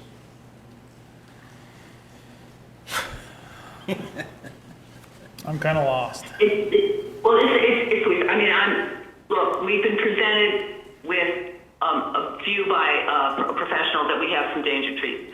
I think that means we take action, and that we learn from this episode as to how to manage this going forward.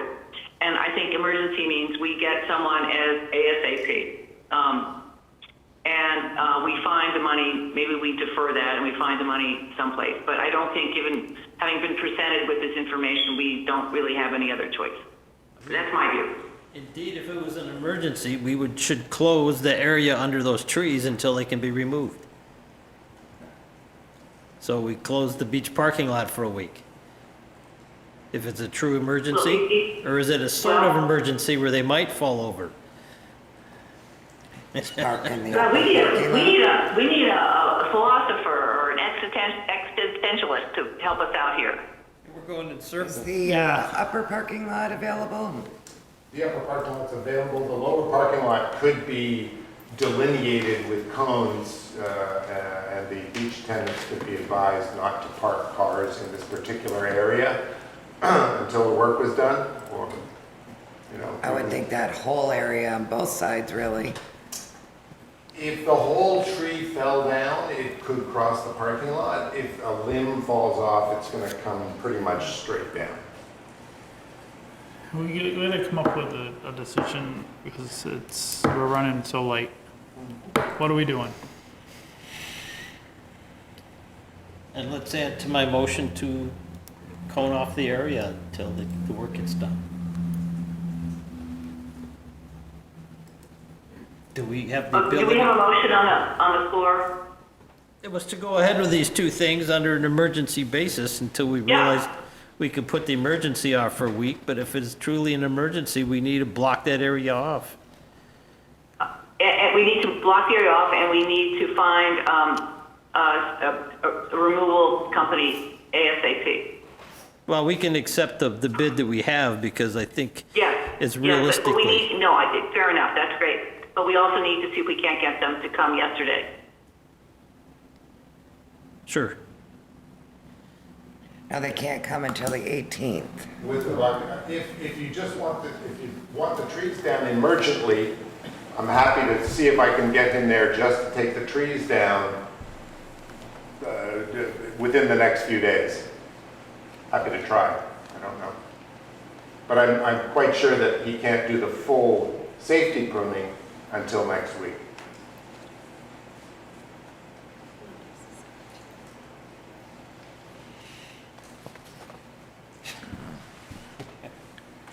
Where's Matt? I don't know what. He fell off the phone, so I don't know where Matt is.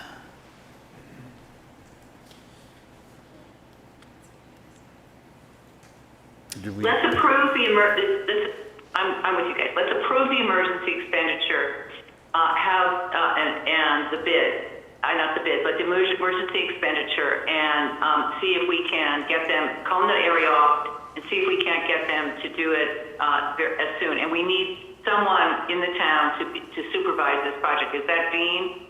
Who is it that is going to be on the ground to make sure this happens? Is it Nicole? It should be Nicole. Okay, Okay, I'm with you on Nicole. That's fine. I agree. I got 24 cones in a container that they can use. Maybe they'll never come back. I don't need them. Yeah, so So there's a motion that I made to approve these two things, to get it done next Monday, Well, as soon or as next possible, Tuesday, or as soon as possible, and to block off the area until it's work done. To be supervised by the rec director. I'll second that. We still don't know where the money's coming from.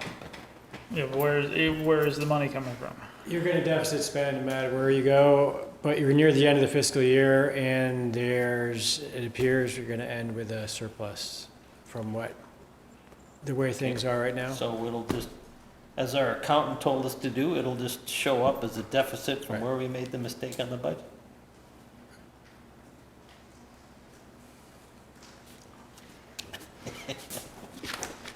Okay. Do we have a second?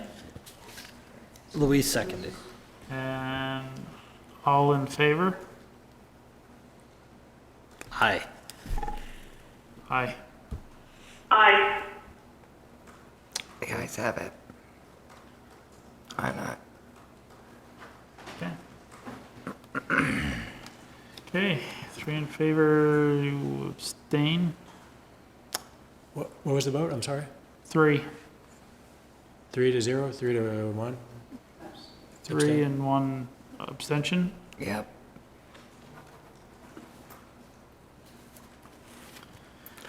Okay, next is the Kelly Brush Ride. You gonna tell Nicole, somebody tell her that I'll drop a bunch of cones off in the morning? Where do you want to drop them at the beach, or you want? I'll just drop them at the beach. Okay.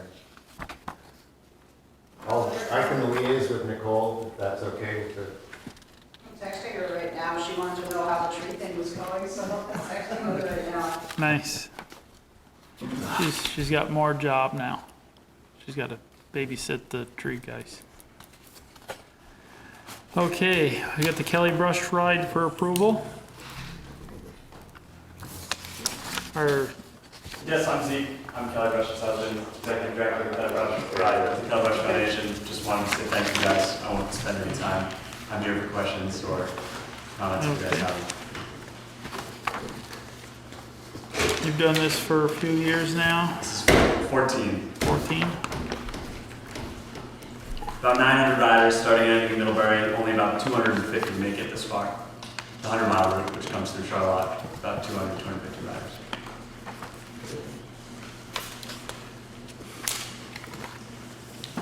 So I'll make a motion to approve the Kelly Brush Ride to request to use town roads for their fundraising for adaptive sport grants on September 7th, 2019. I'll second that. Seconded, all in favor? Aye. Aye. Aye. Aye. Awesome. Thank you, guys. And we're here in Charlotte, Kelly and I, so if anybody has any questions or hears any grumblings or has any advice, please reach out. Thank you. Thanks, guys. Thank you.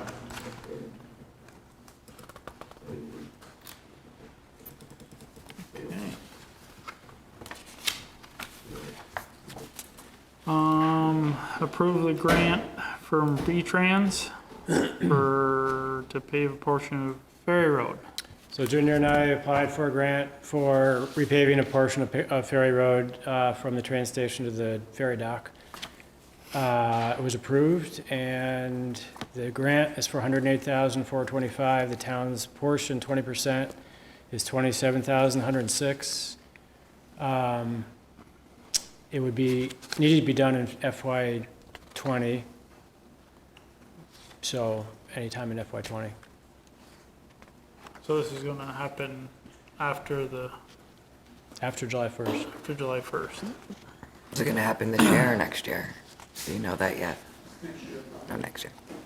And this In is the going spring. from the ferry all the way up to what, the train station? Train station. Okay. It's gonna be 10 feet wider on the north side. Take a long mix to fill that hole. So I'll make a motion to approve the grant agreement number P01921 from V-Trans Town Highway for Class 2 roadway program to pave a portion of Ferry Road from the train station to the ferry, I guess. And the grant is $108,425.60. And the town match is $27,106.40. Who signs this one? Anyway, I guess Dean, your autograph on it. Whoever you Junior. authorize, you could authorize the vice chair. Sure, and authorize the vice chair to sign. Sure. I second. Okay, any other questions? You got any other questions, Junior? Okay, all in favor? Aye. Aye. Aye. Thank you. Okay. Catching up. Huh? You catching up. Catching up. Slowly. This will slow us down. We got some interviews. Is Marty here? Apparently not. I don't see her. Do we need to interview, or does somebody want to? I know Marty. Is she willing to do it? Well, she's on the list, so I'm assuming that she wrote some kind of email, or they use. Well, these are I heard she would be a reappointment, and so for that, usually don't get a full application, just say whether they're interested in being reappointed. Not, Right. not, and yeah, she did. Okay. Okay, I'll make a motion to reappoint Marty Illick as the alternative representative to the Chittenden County Regional Planning Commission for a term ending June 30, 2021. And reappointment as representative to the Clean Water Advisory Committee of the CCRPC. Same term. Term ending June 30, 2021. You got a second? Second. All in favor? Aye. Aye. Aye. 4 in favor. So Mel Huff is Mel here. Huff. He'd sit in the front. Awesome. Appointment to the Conservation Commission for, this isn't reappointment. This is a reappointment. I'm not sure how you would consider it because I did serve previously on the Conservation Commission. So a reappointment with a small absence. Yes, that's exactly it. Yeah. Okay. Why do you want to get back on the Conservation Commission? Because I'm really interested in the issues. I think it's important, and I think as a former teacher and journalist that I have, well, as a former teacher and journalist, I have a real interest in trying to share conservation issues and the reason behind them with the town at large. When I was on the commission before, I had a little working group called the Education and Outreach Group and Working Group. And the final thing that we did actually was a celebration of the rehabilitation of the Seguin covered bridge. The rationale behind that is that the Conservation Commission is responsible for the cultural resources of the town as well as the natural resources. I was also instrumental in developing a long-range plan for the Conservation Commission. Great. So well versed.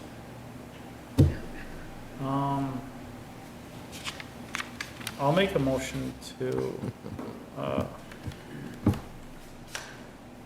appoint Mel Huff to the Conservation Commission for a term ending April 30th, 2021. And I'll second that. Any more comments? Present member of the Conservation Commission, Linda Reimer, and Mel did a beautiful job with helping the restoration of the Roll Bridge. And we didn't overlap on the commission because I was before that she came on and then I came back on. But she's done a marvelous job and keeps the town well served in terms of conservation. Great. That's what we're hoping. Thank you. All in favor? Aye. Aye. Aye. Okay. Thank you very much for your service. Thank you. Okay. The town plan. Continuation of the Select Board's first public hearing for proposed amendment.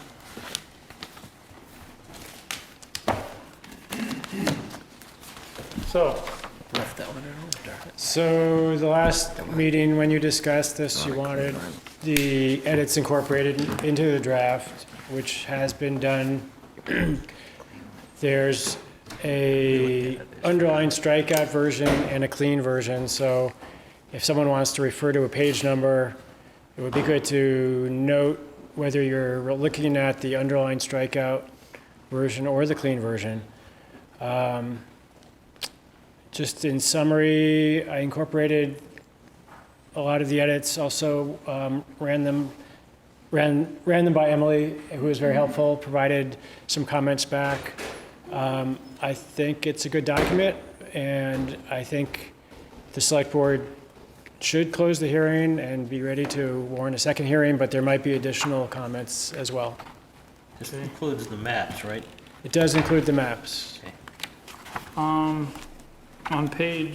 on the clean version, on page 1-22, it talks about farm-related businesses and housings will be allowed on farm properties as permitted or conditional uses.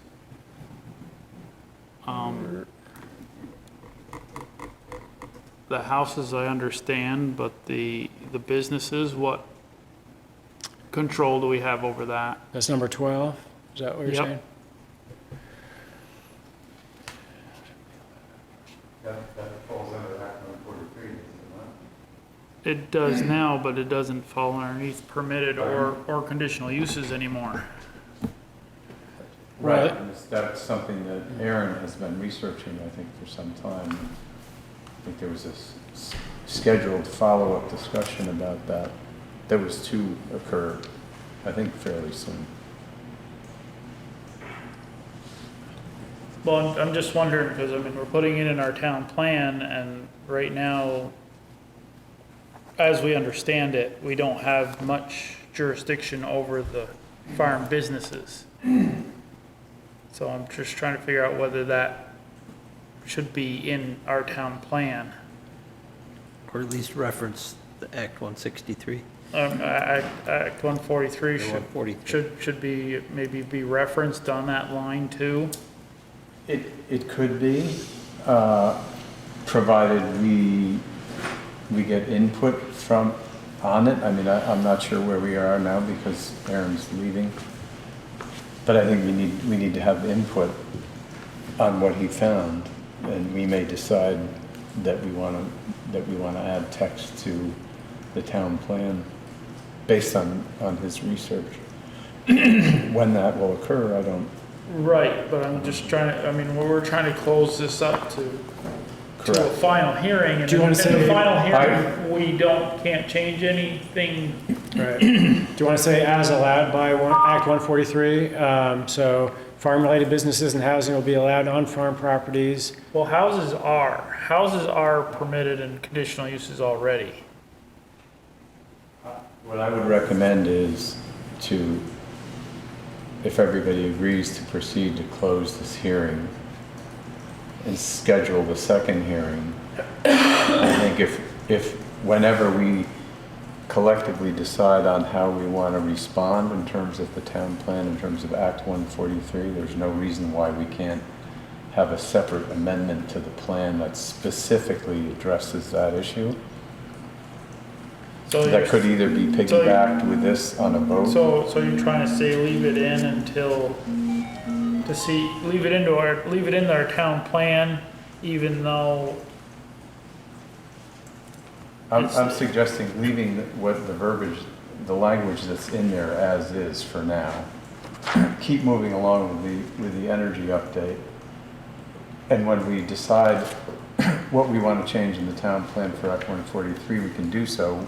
We can proceed with that amendment, and based on the timing, it might piggyback along with the town plan amendment that's specific to the energy section. Okay.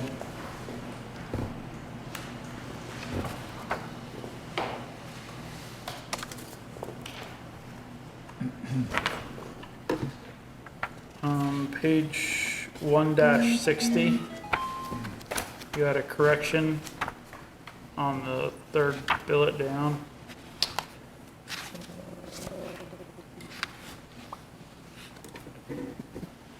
Energy?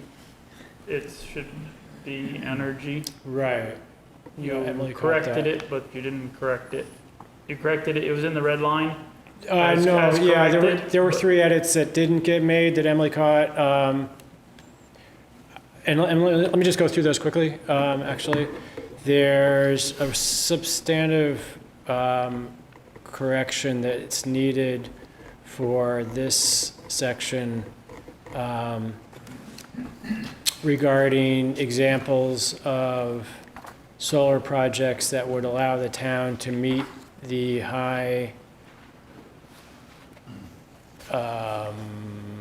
energy goal. You might need to help me with this, Emily, but the goals changed. And anyway, there are examples that were added for a mix of systems that would allow the town to meet the goal. And so instead of saying examples for meeting the target, I did have language, and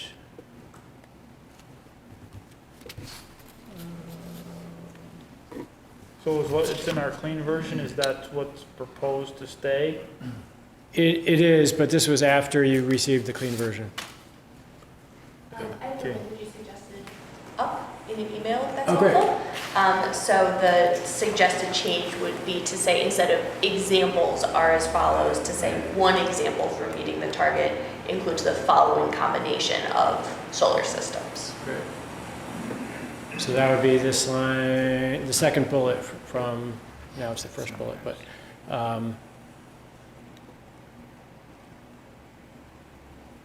Okay, does that make sense? Yep. Okay. that's fine.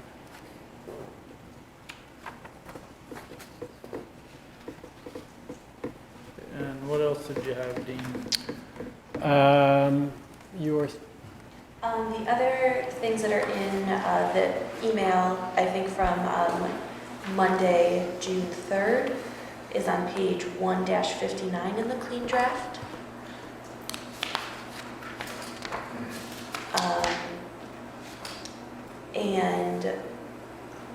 And it's to add the word will to one of the bullets. In number 5, saying Charlotte will encourage greater use of renewables. right. And then on the next page, 1-60, the third bullet is the missing E in the energy. So I believe that's everything that I had. The only, on page 1-64, when it starts talking about the strategies, a lot of these say time frame anticipated completion 2018. I mean, I'd at least bring them up to 2019. If not farther. And there are several of those down through, I say 2018.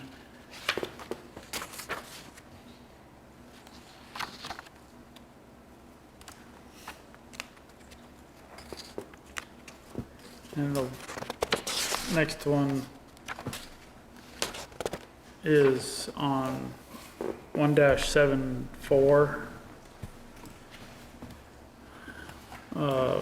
There's no who's responsible or time frame on the second one.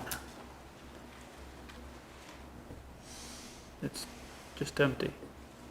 Size plan for intended to accommodate planned energy facility development.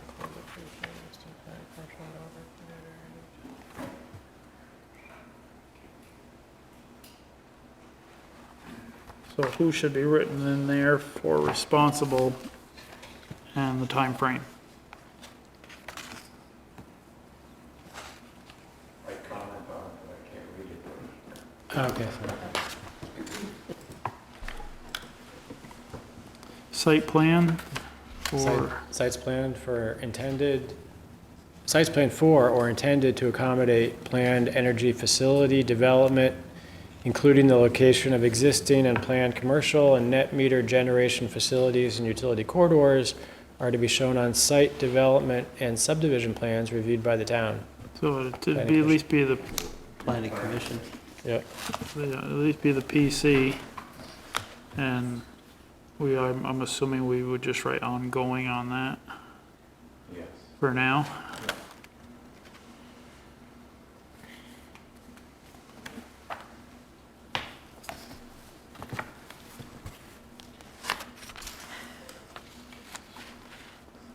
If anybody else has comments, feel free to jump in.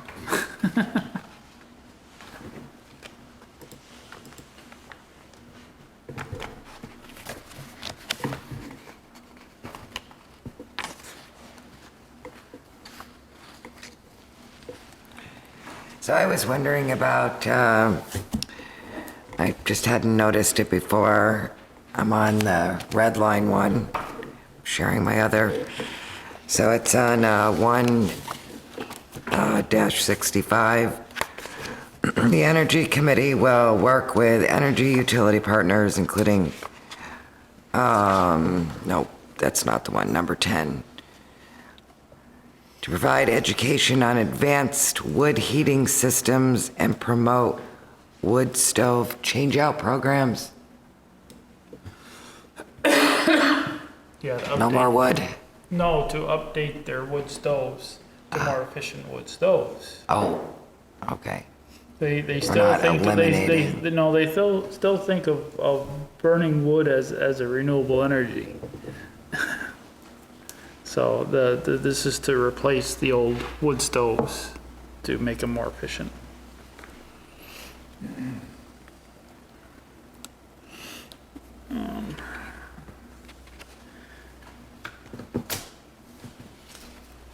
On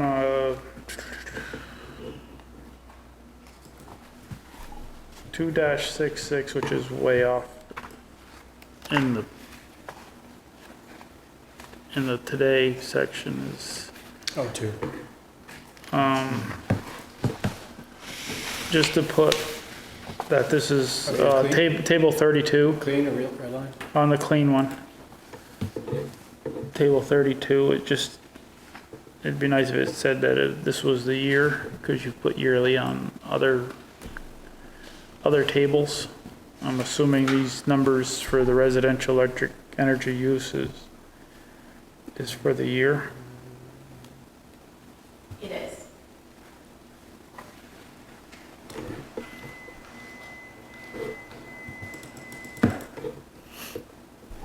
Table 32? Yeah, if they could say that it was for the year, Electrical energy use per year. that's it.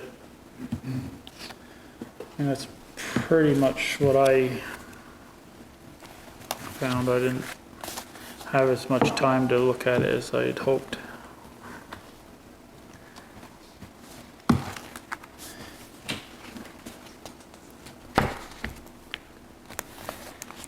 And those are that's what I saw for changes anyways. Was there any changes to the maps from last time? No, well, I think we reviewed them, but we can go through them quickly. I know we changed a little bit, but I think they stayed pretty much the same. Yep. So map 14 shows the generation sites, and that's broken out by the size of the systems and whether they're roof mounted or ground mounted.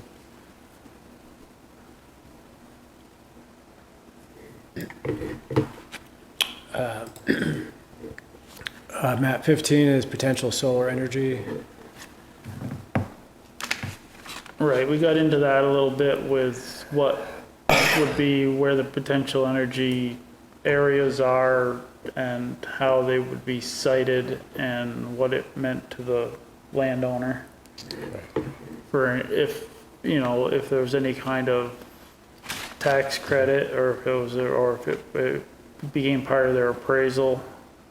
I know we had a little discussion on that. I don't know if it has anything to do with our town plan, but I know we had discussion about it. Map 16 is wind energy resources.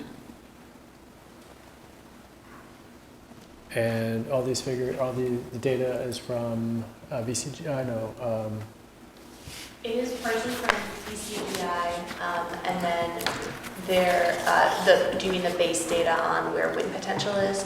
Some of that. Hey, really sorry to interrupt, but I can't hear whoever is speaking. Thank you. Sorry. Should I move? Where should I move? you can see it just right there. Hi, this is Emily Noslier from CCRPC. Can you hear me better? Yes, thank you. Okay, great. I was just responding to Dean's question about where the underlying wind data comes from and saying that it comes, most of the underlying data comes from the Vermont Center for Geographic Information. Some of the underlying wind data also is drawn from a research group, a public research group out of Massachusetts that does this kind of modeling for New England. So, and map 17 is state known constraints. Those are based on the what's considered statutory constraints. And then map 18 is state possible constraints, which the main change with this from what was done previously was adding the town conservation land or open space parcels I think they were added before, but kind of updating those. And then map 19 is state designated and town, just looking for the language, potential town preferred sites, net metering sites. Okay. Those didn't change much at all. So, anybody got any questions on the board? We went through the maps. Yeah. We went through everything pretty close last time. I think there were just a few changes. So, Peter, you got any extra information for us? No, I would encourage you to close the hearing and schedule the final. Okay. Get a motion? And when can we do this, Dean? There's a warning period, so I have to look at what the warning period is, and it would probably be either the second meeting in July or perhaps first meeting in August. Do we have to set that date tonight?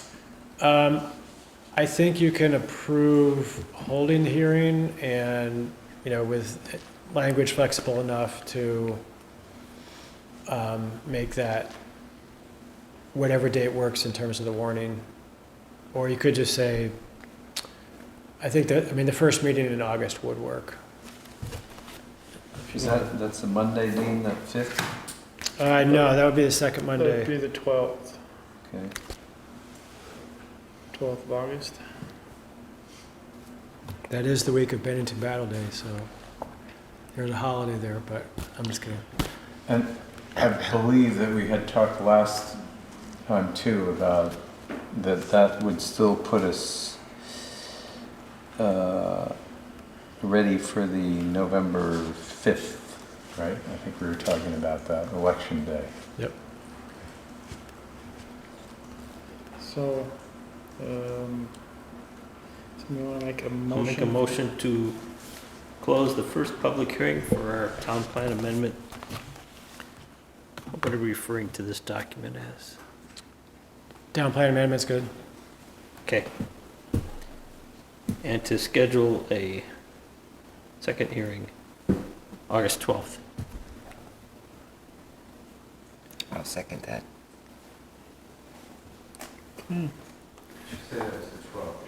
Yep, the 12th. Anybody have any other comments? All in favor? Aye. Aye. 4 in favor. Thank you. Thank you. Thank you, Peter. Thank you.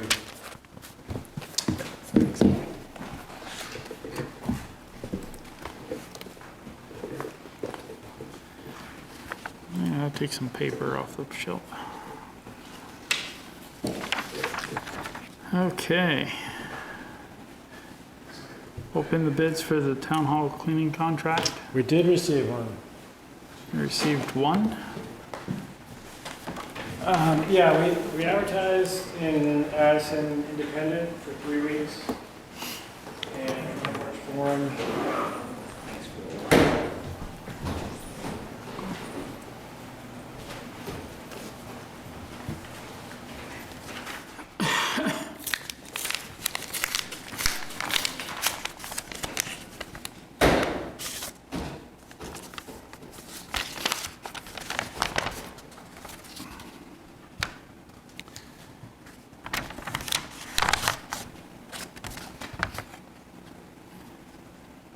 Okay, so got just one bid on this. It's Suzanne Furland. Yep. And the cost per month is $1,040. Hourly rate scheduled for additional services, $35. So $1,040 per month. and $35 an hour for any additional services. Right. Okay. Was Christina? Not sure. 200 a week, wasn't it? What's that? What we were paying now, 200 a week, was it? What were we doing? I the don't know, but I previous- could look in the budget. If it's, well, actually, it would be part of building maintenance, so I'm not sure what the current rate is. We don't have, 200 a week would be 1,000 a month. No, 800 a month. it'd be $835. You don't have to. But we don't have to approve this until next tonight. meeting. We can I guess just the accept request it. We can accept this and just, we can put it under discussion for our next meeting. See where it fits in the budget. Yeah. We can decipher I think that. that's the plan. Compare it to the. Yep. That'd be great.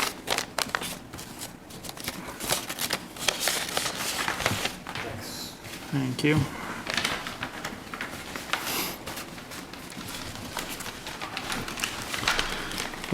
Contracts up for renewal on July 1st. So, in the packet, there are contracts that are, well, mine's not coming up, there it is. There's 13 of them. Some of these do renew on dates other than July. So the first 7 are in July. So the first 7 are the ones we should be really deciding on Right. soon.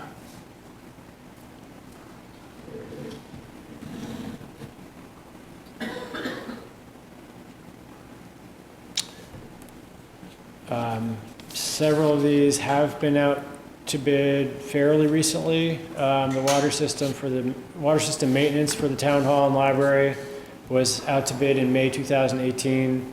Computer network support also May 2018.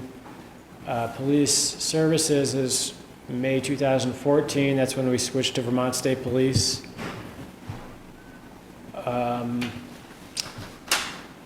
Our minutes taker started in November 2018. And we will. To extend that one for 10 years. That's right. Wastewater design review was out to bid in September 2016, and town hall cleaning is, we just opened. Okay.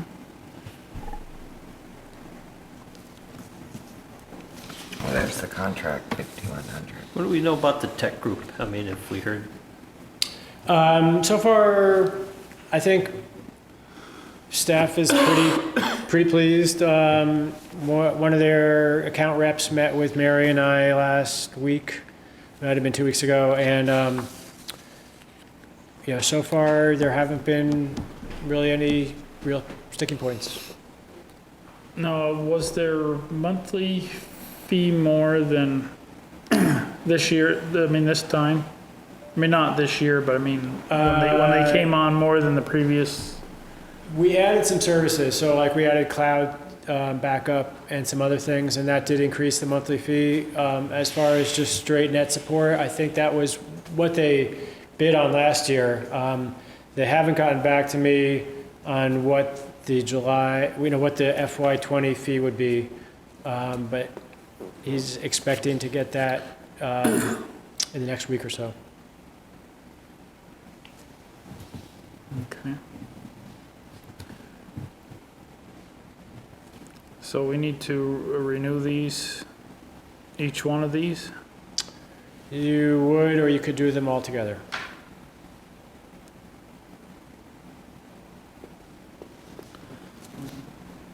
So the town hall cleaning, we're not doing that right now. Right. Wastewater, minute taker, police services, landfill monitoring, those are all pretty much standard. the tech group seems to be the only one that the people are happy with, and you hate to change that every year anyway. We had SimQuest for a few years, and, I mean, for many years, we had Troy Tunis, who was a town resident, and then he moved out of town, so that's when we changed. So what about the bottom one? It says no contract. Property valuation for grand list. Nimerick, we,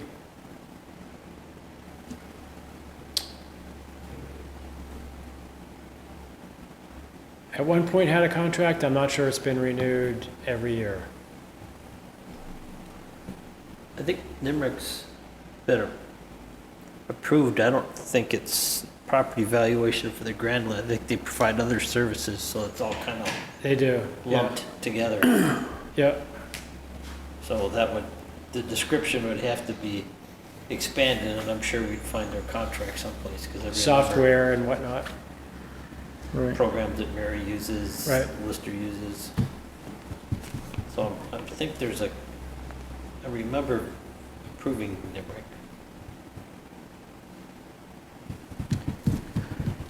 So I think we'd have to search for the contract. I think there's, it may be under Yeah. another service name. Yep. It'd be nice to know whether it says no contract, but I mean, we must have a contract with them for some of the services, so. Yeah. I'd like to know Find out. when it's due up. So I guess, if all these people are on the preferred, or they're existing now, do we have a motion to approve? Well, we got the July ones that seem to be the, Right, the July ones, I was talking the July ones with the exception of the town hall cleaning. three of them aren't on preferred vendors, but I don't think we're gonna find too many police services. No, I think they're trying to prioritize. We certainly want and to keep sort our of- minute taker. I don't think there's a lot of, And computer network, if people are happy with it, I'm good to keep it. so do I have a motion? So I'll make a motion to approve the first 6 items on the annual contracts list. So wait. Okay. Should I want to refer to each one or just refer to the list? I mean, I'd at least list them, I guess. So that would be Lincoln Applied Geology Tech Group, Vermont State Police, Lynn Monty, and Lamoureux and Dixon Okay. for their respective services. Question? Sure. Juliana Falch, Charlotte News. In a previous meeting, the police services contract was circulated and there was some feedback offered by the public. Is any of that considered in or would be incorporated? And I'll give you a very specific example. There was a lot of discussion whether or not Route 7 was included. And they kept saying it's not, but in the contract, it said like Route 7 in the contract. So I just didn't know, do you guys review that before you approve it for another year? Oh, it's probably a question, we probably, I mean, I don't know why we couldn't look at the contract. I think you're referring to, or Julian's referring to the scope of services, which we drew up, I think, 4 years ago, which included Route 7. And then our contract. I mean, the contract is for the hours, I think the scope is a different document. Right, and they don't usually patrol on Route 7, but they do pull over people, and we actually get revenue from those tickets. Right. So I think that this is to approve the hours, and then we have the scope of that we might have to have more discussion on. Yeah, I didn't know if they were one and the same. Thank you for No. clarifying.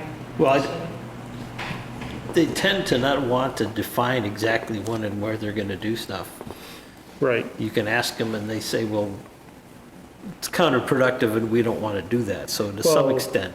Not only that, but a lot of the police are doing it in overtime after their regular hours. So it's whenever they choose to take the time and when they're available to take the time. And they, as Fritz said, they don't want us to dictate exactly when they gotta be at a certain place at a certain time. So it's, the contract is for the number of hours in Shalat, for Shalat.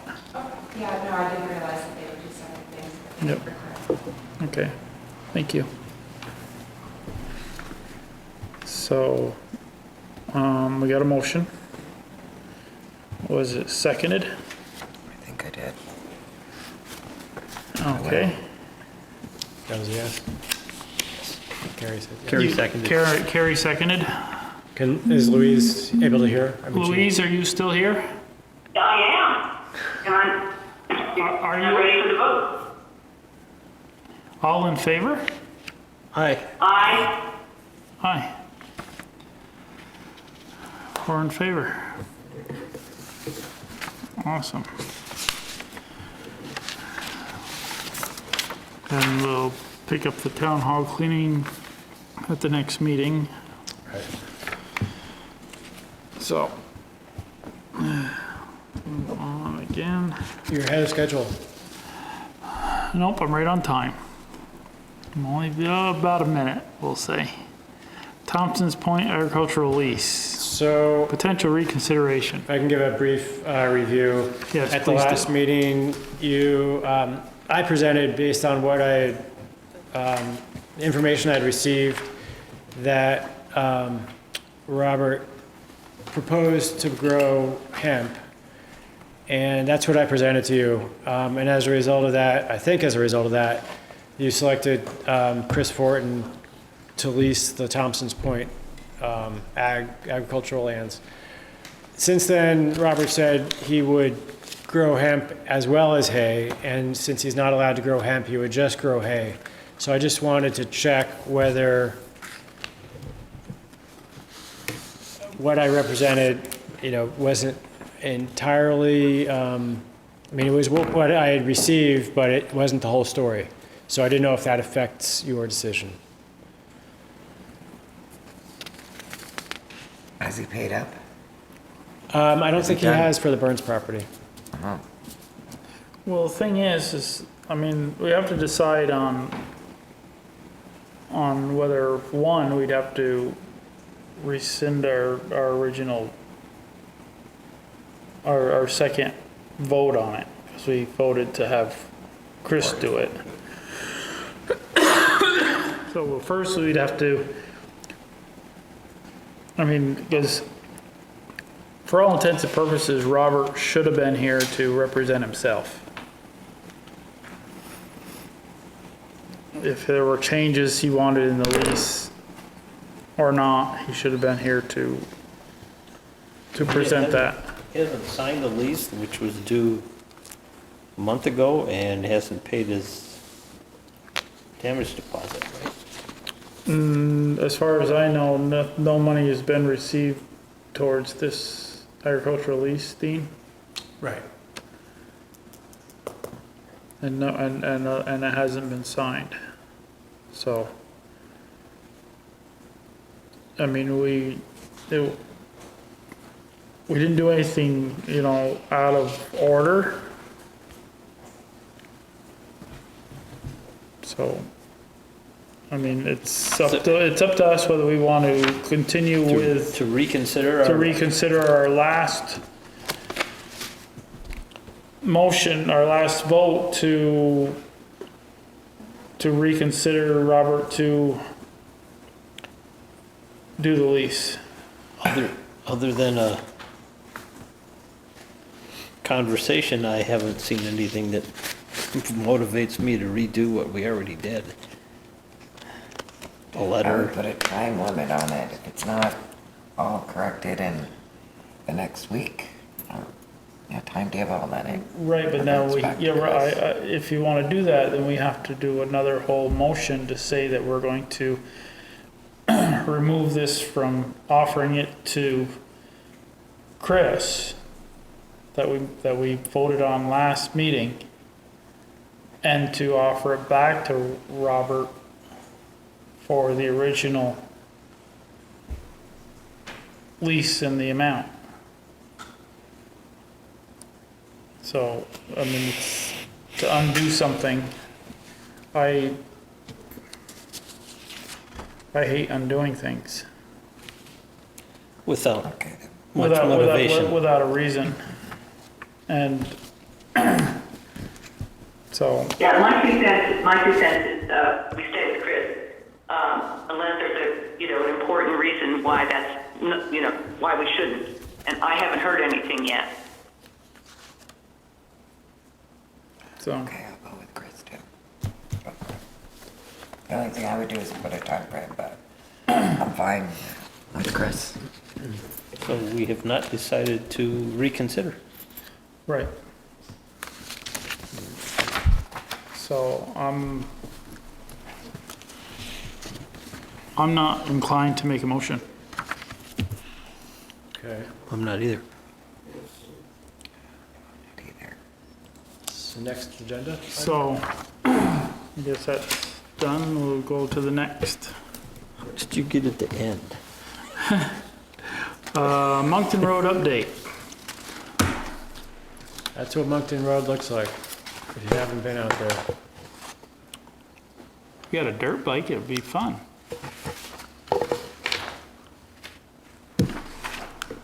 So what's happening, Junior? Well, I'm not sure exactly what's happening.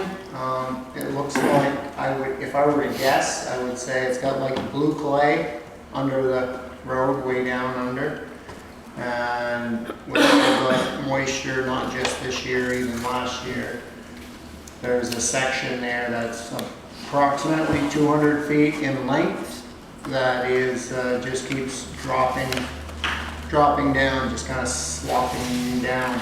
And you can't really see any evidence of it like pillowing down at the bottom, like it's coming up against the trees or anything like that. So I'm not sure where it's going. We've put some stone there, like this picture here, I think that Dean took. I think we put that stone there the week before, and within a week it's sliding down again. The failure's probably down a ways. Well, that's what we're thinking, that the failure is down lower, and I'm not sure where this stuff is going, and I think, I talked with Dean and think that we ought to have somebody come in, and we met with Ashley from District 5 out there to take a look at it. She wanted to know if it was an emergency, and I don't think it should be put under emergency, because emergency is something that just happened. It's been there as a... In terms of the state grant? Correct, as far as the state grant. I think if, she said, well, you could try for an emergency and then you might be able to get it quicker, but I think if we tried for an emergency and they look into it, that it didn't just happen with like this past storm, then we would be behind the 8 ball. So I think we just gotta go with try to get a regular grant and she was saying we'd have to have somebody come and do like some boring to get some soil samples. Somebody to engineer it. An engineer, we'd buy it with our purchasing policy, we'd probably have to get 3 bids. Yeah. Do they give grants for engineering? I know we They had do, one for yeah, she bridges. said up to 10,000. So I don't know where this would fall, if it's over 5,000, whether we should go out to bid for our own purchasing policy or waive that requirement and actually I contacted 4 engineers and we can get quotes from all of them. So what's the potential cost of this without doing the boring yet? Off the top of my head, Big. I don't know. I'm gonna say somewhere between 30 and 100,000 to have an engineer come. We can go back and Band-Aid it. When I call Band-Aid it, fill it back in, but I don't think that's gonna cure the problem. I think whatever is down under there, I'm thinking it's clay, and Once Earth is moving, it's really hard to stop it. Correct. And that's why I say, we can do whatever you guys want to do, but I think we've really got to have an engineer come there and do some more samples to find out what is going on. Right. You know, yeah, the cheap way is just to keep going back and fixing it, but we could keep that up for the next 10 years. I don't know how long it's going to last. Gets heavier and then it slips some more, so you put more in Correct, it. yeah, It it gets might stay heavier, so for, it might slips some stay more. for a while when we have a dry spell, and then as soon as it gets wet again, it starts doing it again.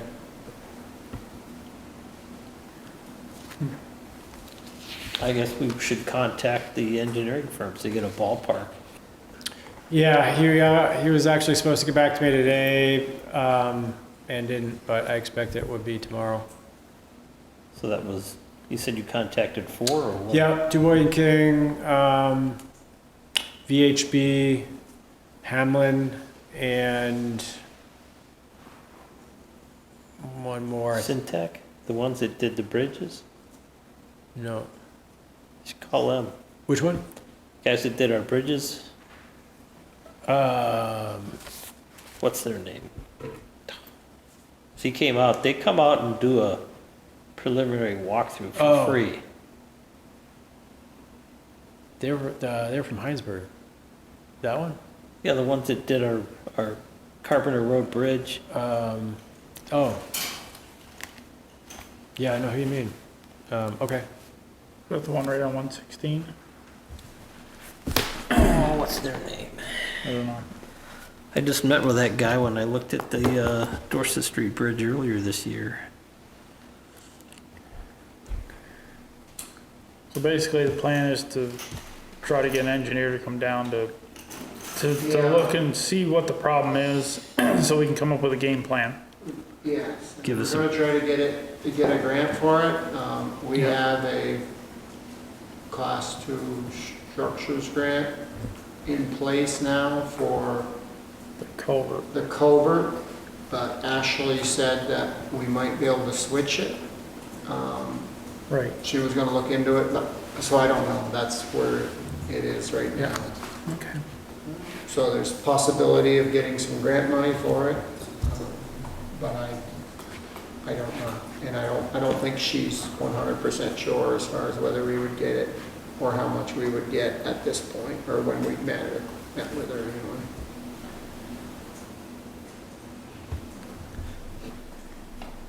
So yeah, I think we try to get a ballpark on the, whatever the engineer would be, and then go from there.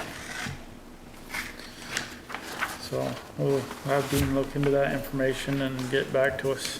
Yeah, in the meanwhile, you know, we'll just keep it filled up. What happens is every time you fill it up, you just add more weight to it, and it just keeps slumping Going down. somewhere. It's going somewhere, but I've looked down there and I can't see any evidence of it coming up. You know, everything is grassed over down slope of it.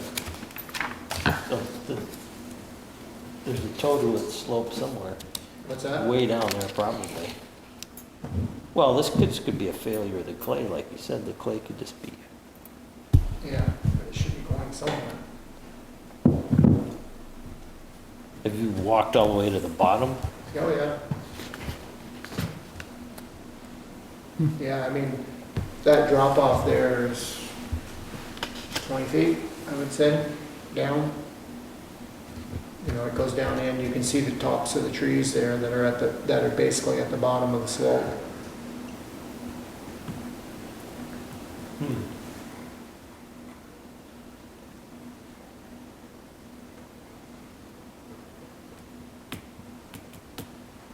You got cones? Do we need a flashing light there or anything? Or? We don't have a flashing light there. We just have cones there right now. Well, it's pretty straight right there. It is straight there, but, you know, somebody not knowing the road. Or Well, they only go 35. You know, they're supposed to only go 35. But probably if you ask anybody that lives on that road, they probably say nobody goes 35, not even the residents. It almost looks like there's a straight line with a saw cut right in here. It's not really straight, it kind of zigs and zags in and out, and there's one spot where the middle cone is where it's actually in another couple feet more than the rest of it.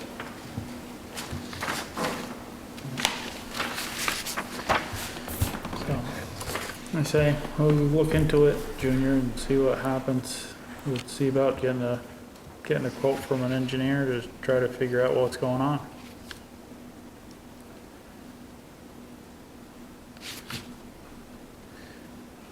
We all done with this, I guess? I think so. Let's see. The minutes of June 3rd. I'll make a motion that we approve the minutes of June 3rd as may be amended. Second. Okay.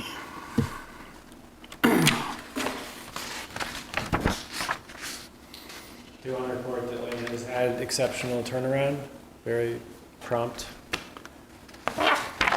Yeah, the minutes have always, they've been coming through really, fast, and on the most part, they're really good. They're clear, they're concise.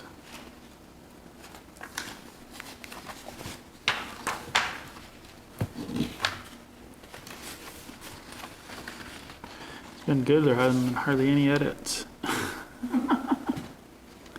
Except for names that are always confusing.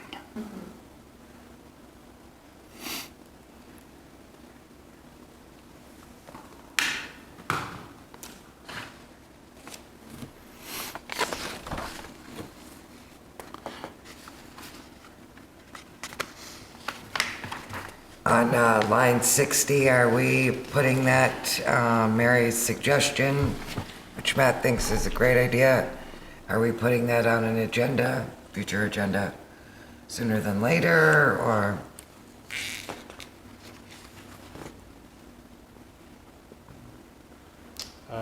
It can be. There's, right now, we're scheduling for, I think actually July 8th is just about full, so it would be on July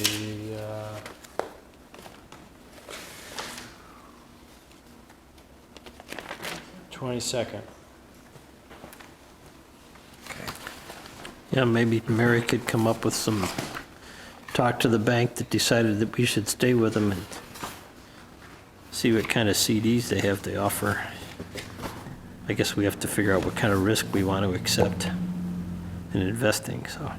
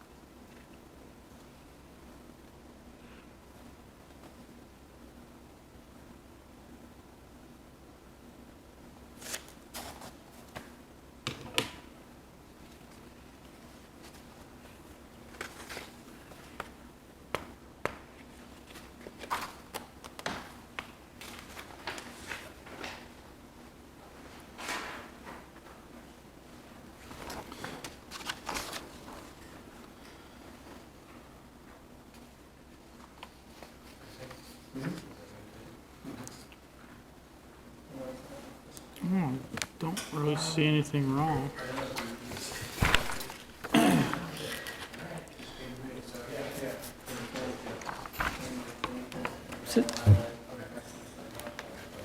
What's that guy's name? Tom Knight? Something Knight?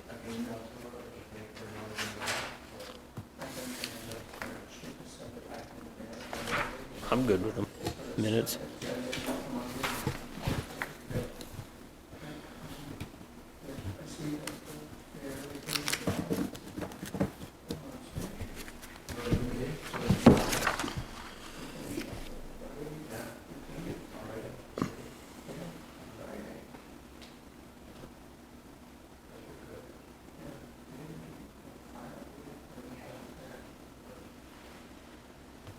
Anybody got any more comments about the minutes?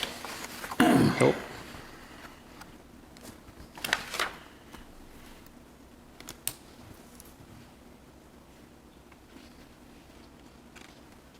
Stantec. All in favor of approving the minutes for June 3rd? Aye. Aye. Aye. Okay. Any select board updates? Besides everything we've discussed tonight. I don't have any. Is there anything else? Dean? I don't have anything else. Okay. Ooh. No, just for me, thank you guys again for supporting me. I will be back on the 16th and ready to roll. All right, great. Thank you, Louise. Thanks for calling in. Oh, you bet. Hey, you got to approve warrants and pay bills. Motion to adjourn? Second. You're ahead of me. All in favor? Aye. Aye. Aye, thank you guys. Thank Thank you. you.